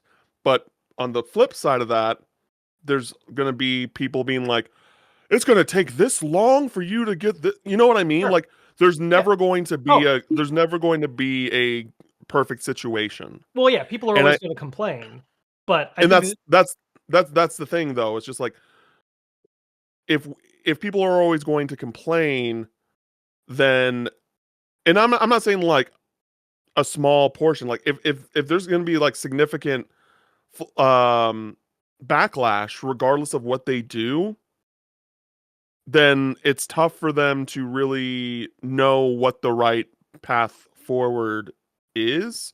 Cause like, and also just like as a business, I'm not saying that this is like a good thing to do per se, but like, I'm just thinking like, yeah, if we do this estimate and then it gets pushed back a month or two, and people will still likely pre-order this thing and purchase this thing. They could cancel it, right? Like they can still cancel it, but like we right. get those pre-orders and then we just like see what happens and see if the that estimate is met, or we you know uh underestimate or overestimate and push it further back on the like estimated ship date, and then people say, "Oh, that's going to take too long. I'm just cancel my order now." Or I'm not even going to place an order. Mhm. You know what I mean? And so I just think that there's really no perfect way to go about it, because the thing is, like, when you talk about like your supplier and your manufacturer and all that stuff, like, again, what you're saying is fair, but I will also say that like everything that I've gotten from limited run games, like collector's edition wise, has been fantastic. Like, I've never been like, boy, did I do I regret purchasing this? Like, You never had a Marvel versus Capcom Infinite situation? yeah. Like, I've never had a situation like that. And I also want to put into like I think that, yeah, I just never I think that limited run is knows like what people want in collector's editions. Mhm. Like when I saw the Persona 3 Reload or the Persona 3 Portable, and it had the evoker in the case, I was like, shut up and take my money. I literally don't care what else is in this collector's edition. I was Right. like, I literally did not care. It's like, Steelbook, cool. Shut up and take my money. And so like I think that they are they do a much better job. Like, I know that people are like, oh, like, Sega, why are you working with, oh, Square, why are you working with? I'm like, they kind of know what people want in collector's editions in a way that I don't think, either one, I don't think that these uh developers and publishers n know, or they just don't do it anymore because they think it's too expensive. It's one of the two. And so like, again, do I like that I have to wait like almost a year for a collector's edition, or a non-standard edition for something? No, I don't. But again, I think that for most of these things, the vast majority of these things that do get these collector edition announcements, outside of the more recent ones, right, that we've gotten with Sega with like Rido and like Yeah, sure. Sonic Super up there in Shadow. price, yeah. Yeah, Which is Rido probably Son not probably more rooted in economic things happening right now, why those are getting as expensive as they are, but yeah, that has been a more recent issue. That is not their No, fault. yeah. No, it's not a price, it's not a pricing, but more so of like Rido and then those like being new releases. Mm, The other games are old, and you probably, if you were buying this collector's edition, you probably already own the game. sure. And so like, for me, mindset is like, why does the wait frustrate people like to that degree? I guess is the best way to Yeah. explain it. I mean, there's varying aspects to it. A consistent issue that can come up with stuff like this is that when uh, shipping timings like this are off and someone's personal living situation is in flux or changes, you move, things can get lost in communication, and that creates issues of like, hey, I'm not at this address anymore, and this is a thing that I ordered, 8 months ago that I thought was going to be here 6 months ago, or 2 months ago, whatever. Um, Yeah. like there are a lot of problems that can come up with like a person's expectation, especially when you're ordering something so far ahead. Um, and again, like I agree with you in the sense of like, yeah, like stuff takes time and there are realities with that. Um, I just think that while yes, people would complain about longer estimated waits, I think a consistently more accurate estimate would at the end of the day be a lot more appreciated and build a better reputation than to so often be off on your estimates. Like Yeah. another company that does this notoriously, that like I Mhm. like their products, but like 100% their messaging and shipping is terrible. Analog. Like I like what they make Mm. and I buy stuff, but like I'm not going to defend how they communicate. And like we're still waiting on the freaking 64 system that like they said was finally going to happen in what, September, and then they suddenly last second delayed it again, and who knows when it's happening.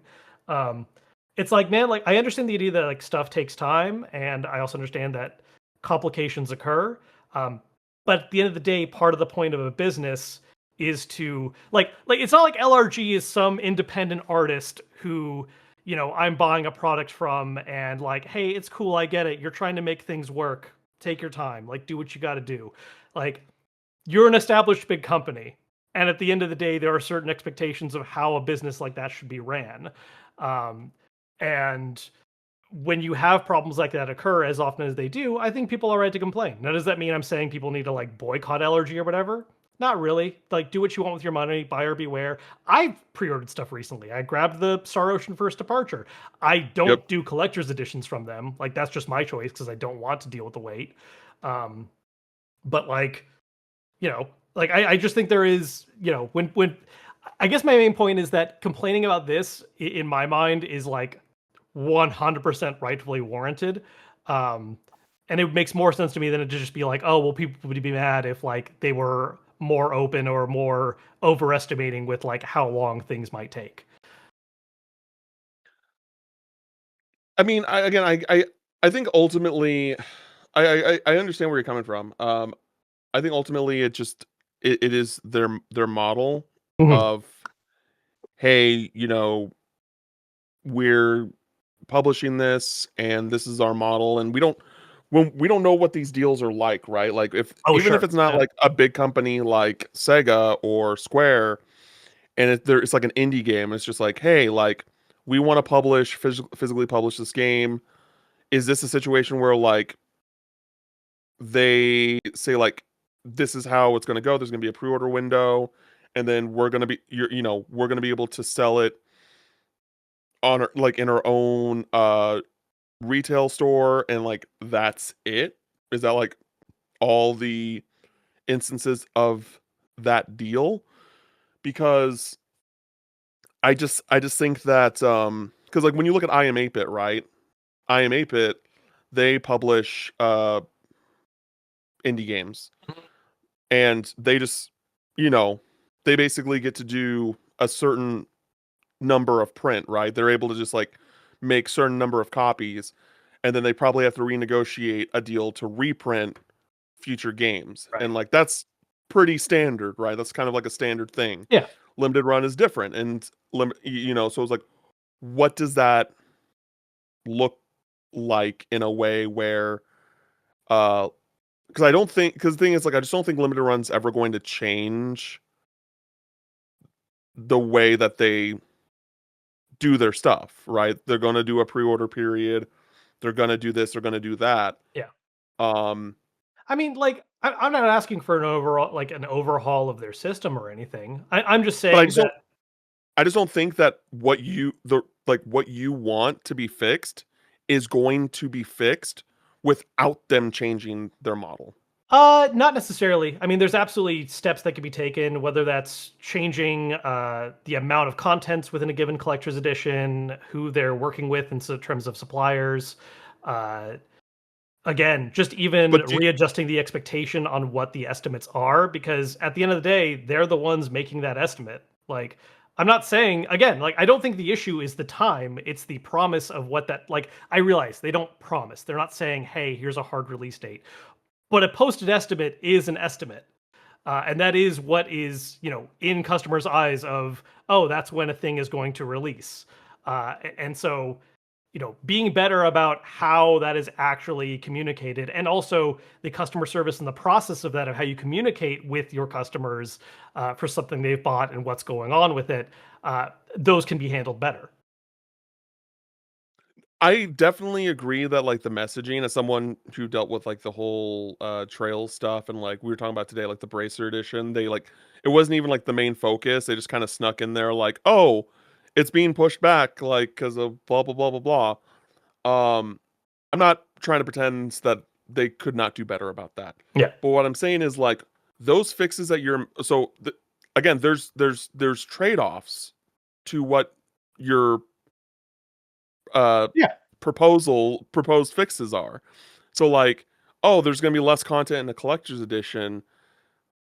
Is it worth LRG to make a collector's edition if that's the case? And if so, like, is the Yeah. I uh mean, you said yourself you bought the Persona 3 portable one specifically because of the gun and didn't care what else was in there. yes, but I probably wouldn't have done that if it was the same price. Sure. And like so like pricing matters, and when it comes to again, understanding the estimates better, there will be backlash still. So does that really fix the problem? Like that's what I'm saying is that like these proposed fixes that you're proposing, like I understand where your head is at and like how you Sure. got there, but I don't think that's ultimately going to like over time will be like, oh, everyone's gonna be cool with LRG.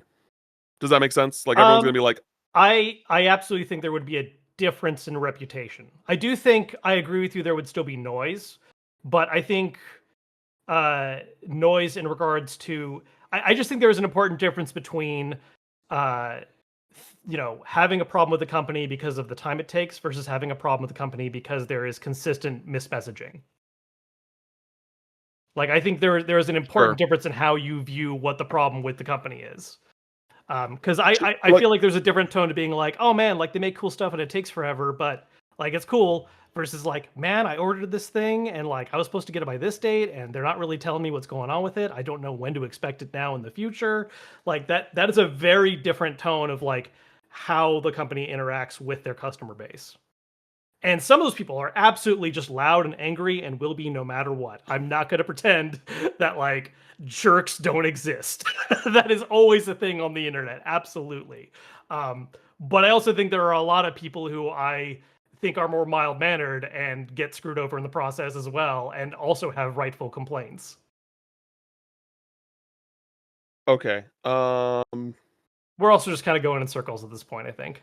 No, no, I think that I think that we ultimately again, I understand where you're coming Yeah, from. and I get where you're And coming maybe from too. Yeah. and maybe it's my perception of like how I see people talk about LRG where it's just like immediately Oh, some out like people are. immediate outrage and just like Yeah. regarding anything that they do and I like can already think off the top of my head a couple people we both know where I'm like, yep, that's just always going to be mad about it, no matter what it is. Like that's just some folks are that way, certainly.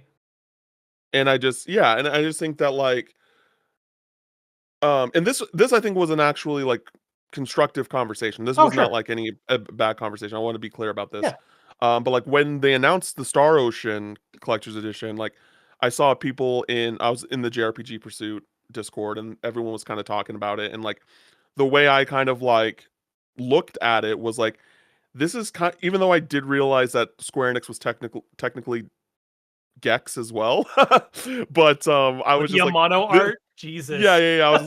I was just like, oh, this is like a kind of like a trial run to see if Square is like interested in doing more things with limited run in the future. sure, And un until there's like other major, because like the thing is, I am 8-bit is like a boutique company in a way where like we're not gonna see major like developers releasing their games through there. Like sure.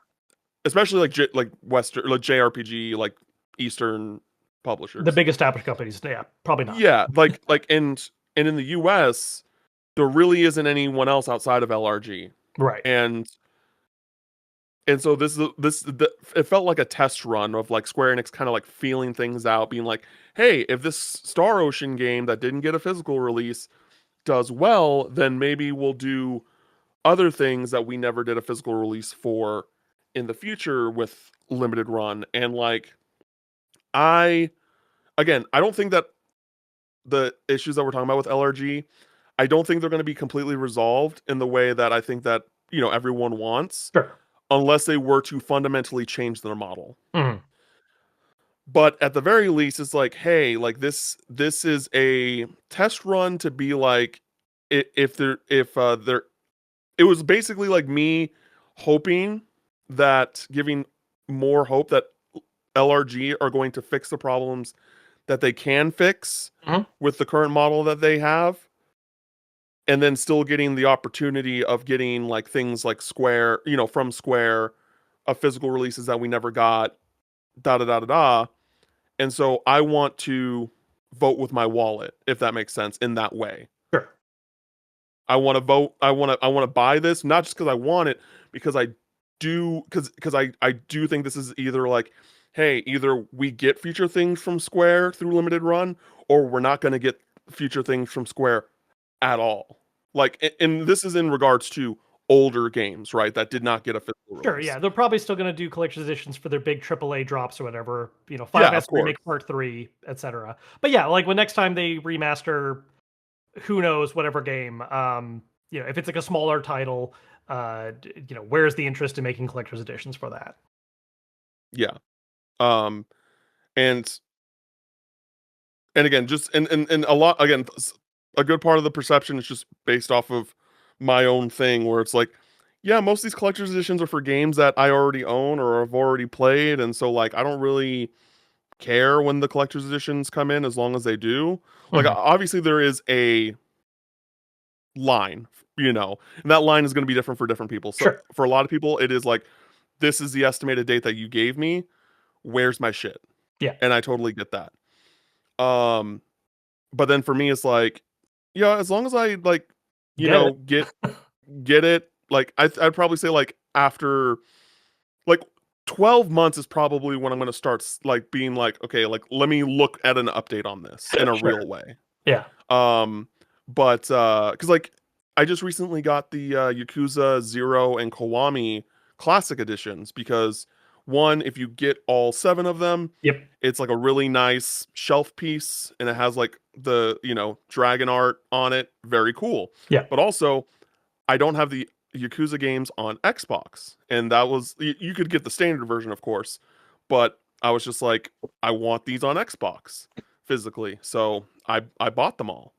And you know, I don't remember what the first initial estimated timeline was for them, but like I felt like that it didn't take a super long time and they came in perfect condition. Like I'm again very happy with how it came in and um yeah, I just again I can understand people's frustrations, but I just also like kind of want I just hope want more people to kind of like take a step back and kind of like think about, do you really need this like Yeah. as soon as And possible and I for the think whatever reason. yeah, and I think where we're differing on here is that we're both afraid of uh different things being discounted. Because I think where you're coming from is the idea that like, hey, I get it, people are angry or things are done wrong, but like, you know, ultimately LRG is doing good work. They're making stuff that otherwise might not exist. Um, and like, let's not just completely discount them because their communication sucks or whatever, right? Um, on the other hand, I think I come from a position of like, yes, correct.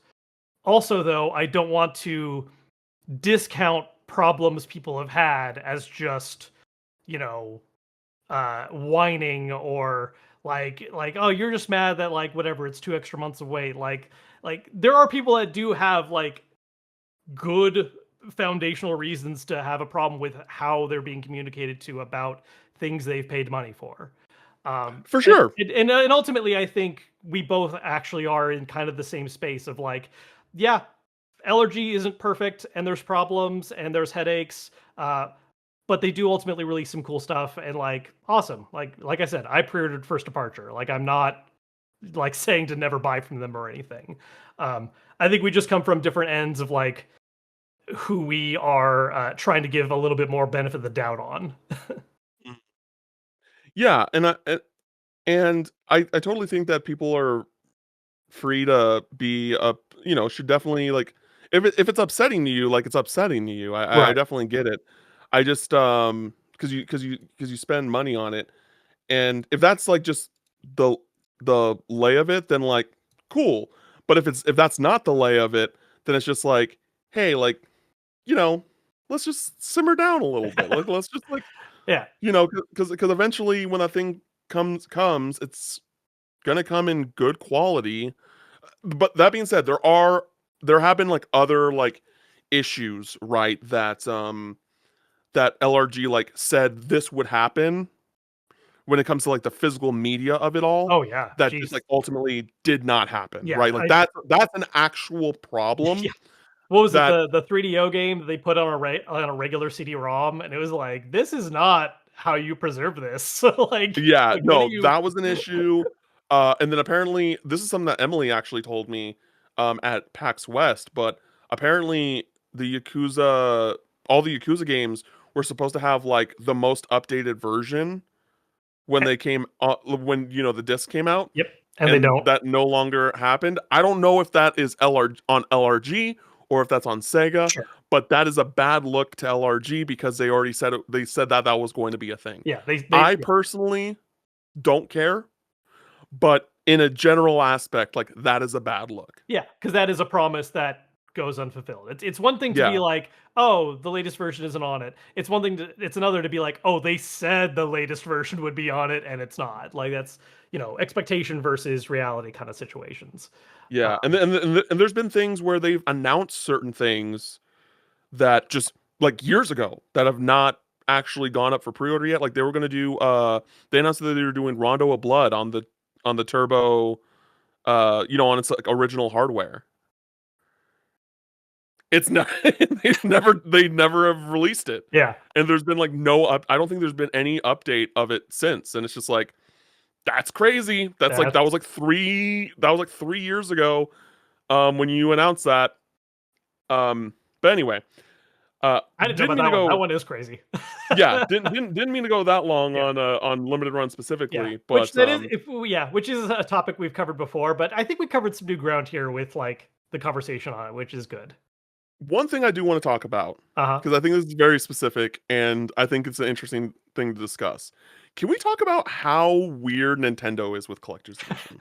I was gonna say earlier because like I didn't really get into it, but like as much as I do like some Square special editions, dealing with the Square Enix store is not great. When they sell stuff Yeah, directly through their own website, it's pretty terrible. The one first party company that is worse is Nintendo. When they sell their own collector's editions exclusively through their storefront, it is a never prepared or yeah, nightmare. like I didn't go through this myself, but I know quite a few people that went through like the Xenoblade 3 struggle and was Xenoblade just 2 as yeah, well. 2 as well. Yeah, 3 yeah, I think 3 was like a really bad one though, Three like three was worse. I yeah. got mine, but 3 was worse. Like that's like one of those rare instances where like I am communicating with several different people and we're all like waiting to tell each other like it's up, Yeah. go get it, like crazy. Yeah. Um yeah. And I think that just in general, like the games that they pick to have collector's editions is really interesting. Like I'm not complaining because most of them are the games I care about the most. Like Sure. all the Fire Emblem ones, bangers, Yeah. right? Um the Xenoblade ones outside of definitive edition is fine, Yeah. but Xenoblade 2 and Xenoblade 3, bangers. And but then we like don't get ones for like Mario, which I think is interesting. Yeah. We got a very, it was rare, but they didn't make many of them, I don't think, but they did one for Breath of the Wild, right? And so like that's cool. They did one for Metroid Dread, which is dope, even though like, I wasn't crazy about Metroid Dread. Um, but I will also give them credit though that like I do like the simplicity of their of the boxes and the presentations where like they're now just like these like really nice rectangular boxes that have everything in there. um and it's like simplistic. I really like that in the during the Switch era. Yeah. There's one thing they do that bothers me, and this is a me thing. I'm not gonna say this is an objectively bad thing. Maybe it's a little objectively bad. I don't know. This just bothers me a lot. One thing Nintendo leans into with their collector's editions, and it has partially to do with the box style you're talking about, they always do the damn long form art books, and I don't like those. Oh, the super like tall and thin. Well, they're the long and thin, where they're instead of Oh yeah, being like yes, they're yeah, rectangular. they're Yeah, yeah. yeah. Well, I mean, in not the way that art books normally are, right? It's not the traditional letter page. Yeah, Horizontal. yeah. They're horizontal, long style ones, and they tend to also be pretty thin. You don't usually get like that meaty of an art book. I think there's some exceptions. I think some of them have been actually a pretty good size. But like I know, like Twilight Princess came with like that kind of style, longer one. One of the past Metroid ones did too, because I got that one. And I just don't care about that style of art book. I realize ultimately it's the art inside that matters, but like Yeah. let's not kid ourselves, there is, I think, a bit of a coffee table book aspect to this as well. You like having like a piece to show, whether that's how the binding sits on a shelf or having it out on a table. And those horizontal style ones to me, I just do not care for. Yeah. I'm not a big fan of them either, but I'm yeah. I'm not Yeah. that's all I'm That's gonna just say. yeah, Like that's I'm just not my I'm that's my not pet peeve. Yeah. no, Not the end of that's the totally world, first world problem kind of thing, but it's just like, that's why? totally fair. Totally fair. Because they didn't do thankfully though they didn't do those with Fire Emblem. Fire Yes. Emblem ones are all like normal books, which Yeah, is cool. because I think I got the Shadows of Valentia one, and that one I think was I'm trying to remember now. I have it somewhere on my shelf. Yeah, that was the only one that came with like that size box Yeah. on the 3DS, and then there was Engage, which mine is still sealed because I haven't played Engage yet, so mine's still sealed. Dude, the Three Houses Steelbook, so pretty. Holy shit. Um, you're like, yep, Yep, cool. like, thumbs up, It's buddy. so pretty though. It's so pretty. And then the 30th anniversary one. The 30th anniversary one for a while was kind of a pain. They did a restock, Yeah, but like that first wave, like people were like, "This is crazy," yeah. My and yeah, my only beef with that one is that it's a digital code. And, like, I get yes, it because that was a purely digital game, but it's like, that whole way yes, they handled that was so, bizarre, so bizarre. so headache inducing. I don't know what let's take this game that never released here, port it, and then make it a limited time available sale digitally with no For like physical 3 months, maybe was it? Like, I think it was a little longer than that, but it wasn't very long. It was yeah. a pretty tight window. I mean, Uh, it was a very cheap game too. What was it like?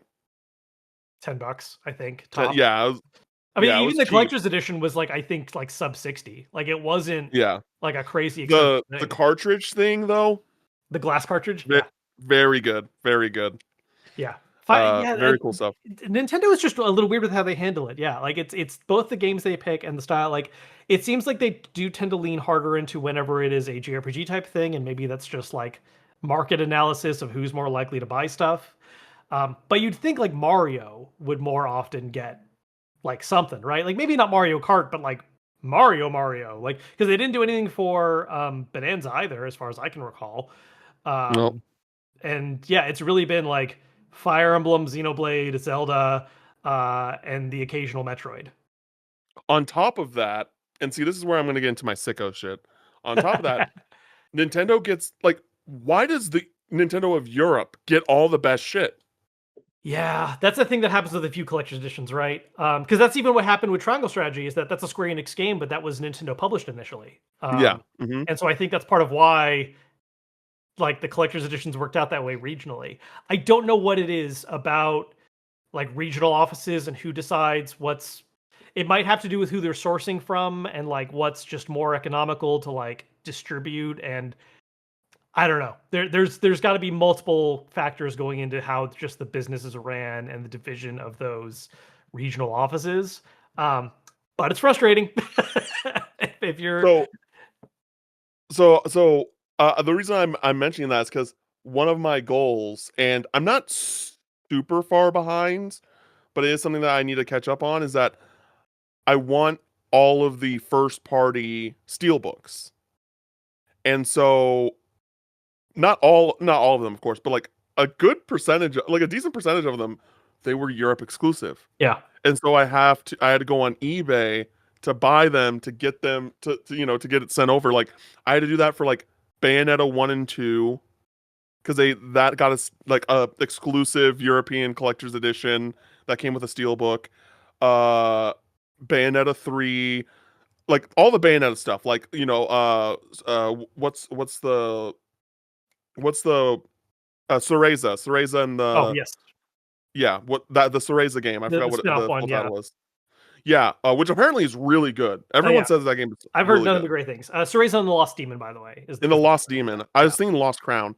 Lost Demon, like that has a steel book that I need, and then I missed the double pack with like the gold for Scarlet and Violet, and so like I got to get those, and that's gonna be. super expensive. I know because it's Pokemon. Yeah. But I have most of them. I have like the vast majority. I'm just missing like maybe five or six. So like, So what do you do with them?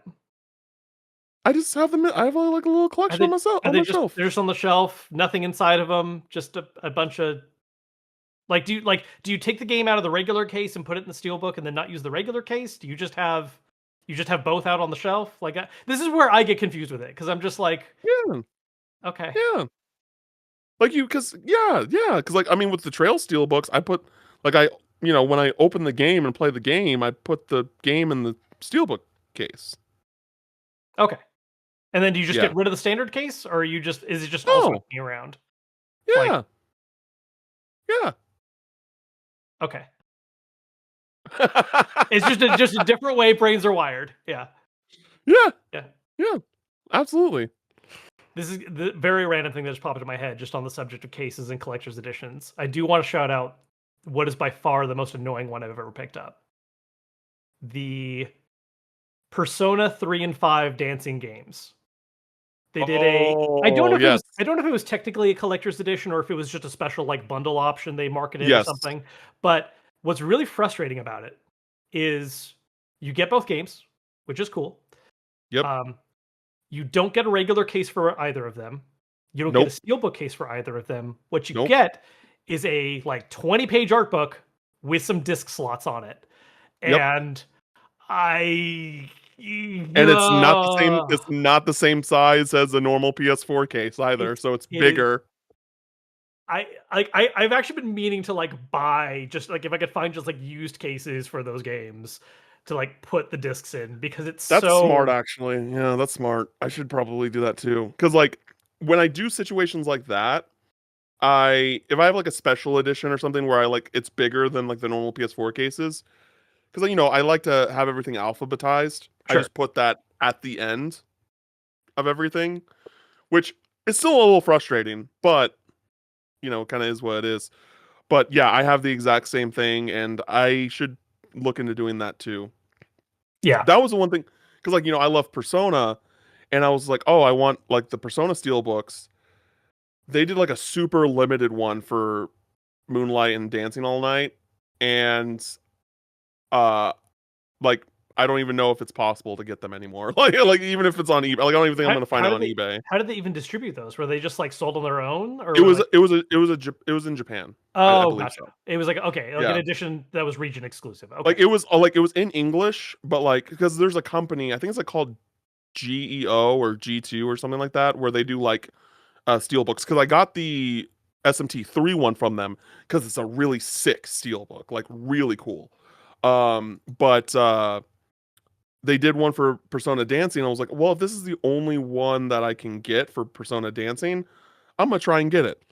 And it was like when I saw the price, I'm like, for a steelbook, I don't know about that. And then like at this point, I just can't. I don't think it's like available anymore. Like if you find one, you're like the luckiest human being type deal. So because because there's the one for 5, there's the one for Royal, there's the two for Royal now. There's the Strikers one, so it's just the dancing. I mean, there might be one for Reload out that came out in Japan as well. I should probably look into that, but yeah. So I just like steelbooks. You know what Yeah, I mean? yeah, I get it. They're Yeah. shiny and tougher. They're Yeah, cool. I will say that like I've kind of laid off steelbooks more. Like now it's kind of like similar vein as just collector's editions in general, where it's just like, oh, if like for example, the Star Ocean one, I only got the steelbook bundle. I Yeah, didn't get the big big one one. because I Yeah. just like didn't feel the need. Sure. And in most cases, if they just did a steelbook bundle, that's probably what I would go with. But like when it comes to collector's editions, like if it's steelbook and then some other things, and they're not like things I just entirely like, I'm not going to do anything with this. Sure. Then I'll just get the steelbook bundle or whatever. Um, so yeah, I that's it. That's all I got to say about that. Yeah. Um, go ahead. So we and I'm just trying to think if there's any like major aspect we haven't covered yet. Like we talked about, the type of stuff in collector's editions. here's another fun headache that's been happening lately. This is like a weird hill that I yell at people about sometimes because there was there was a brief period where devs tried to sell collector's editions without games, Mhm. and people got very angry at that concept. Uh, and so they stopped doing it. And now we have people complaining that collector's editions are only coming with digital codes for certain companies. Because of course that's what ended up happening. Like like I just it's like yeah, they don't want to cut out the part of the market that is buying games digitally exclusively because they have a system that doesn't have a disc reader. And our way out of this before was just sell the collector's edition goods separately, and everyone poo-pooed that idea. And so here's what we're stuck with now. Uh, it's just a thing that I hate that it's happened, turned out this way, but it is what it is now, right? Like PlayStation, for instance, any first party Yep. games are always digital because they have a digital only system, and they're not going to, cut out that part of their market that they also probably want more people to embrace because all the major companies are trying to get first party to, or all the major companies are trying to get physical to be less and less the focus. Uh, Y- Yeah. I just I PlayStation, I don't like the decisions that they've done there, and I think the closest that I've like considered to like I did get Spider-Man 2 collector's edition because I your got 17 Spider-Man inches 1. of Venom or whatever it was. Yeah, the 19 inches of 19 Venom. inches of Venom, of course, my mistake. Yeah, yeah, yeah. And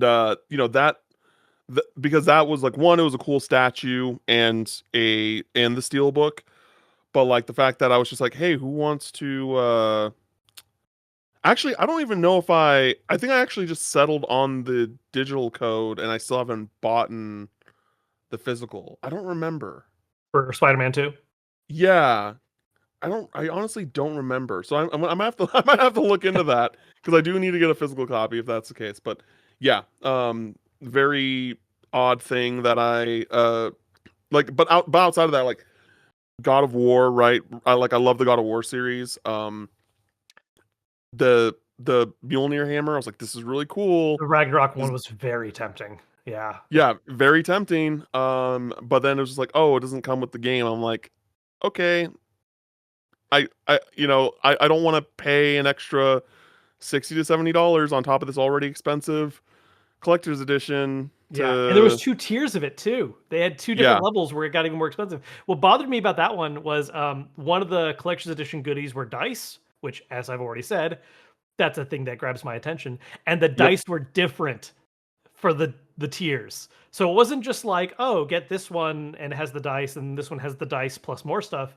It was like, no, different dice designs, and of course, the more expensive one is the shinier looking one. Uh, just yep, damn. Is there anything else you want to talk about regarding collector's editions before we hop out? I feel like we got all the main stuff. We actually went on quite a bit longer than I thought we would. Part of it was because we Yeah, really took that LRG tangent, but like, we did. but even But without that, that was some good stuff. we did. I was wondering, it's like, oh, we're still going. We're still going here. But okay, cool. And then did you have anything for the people before we dip out? Nope, I got to get back to work. All right, everybody. Thank you for listening to this episode of the pod. You can follow me on socials at Can't Final Mix. You can follow Kevin on socials at Kevin Kenson. Thank you so much for listening. And until next time, we will catch you later. Later.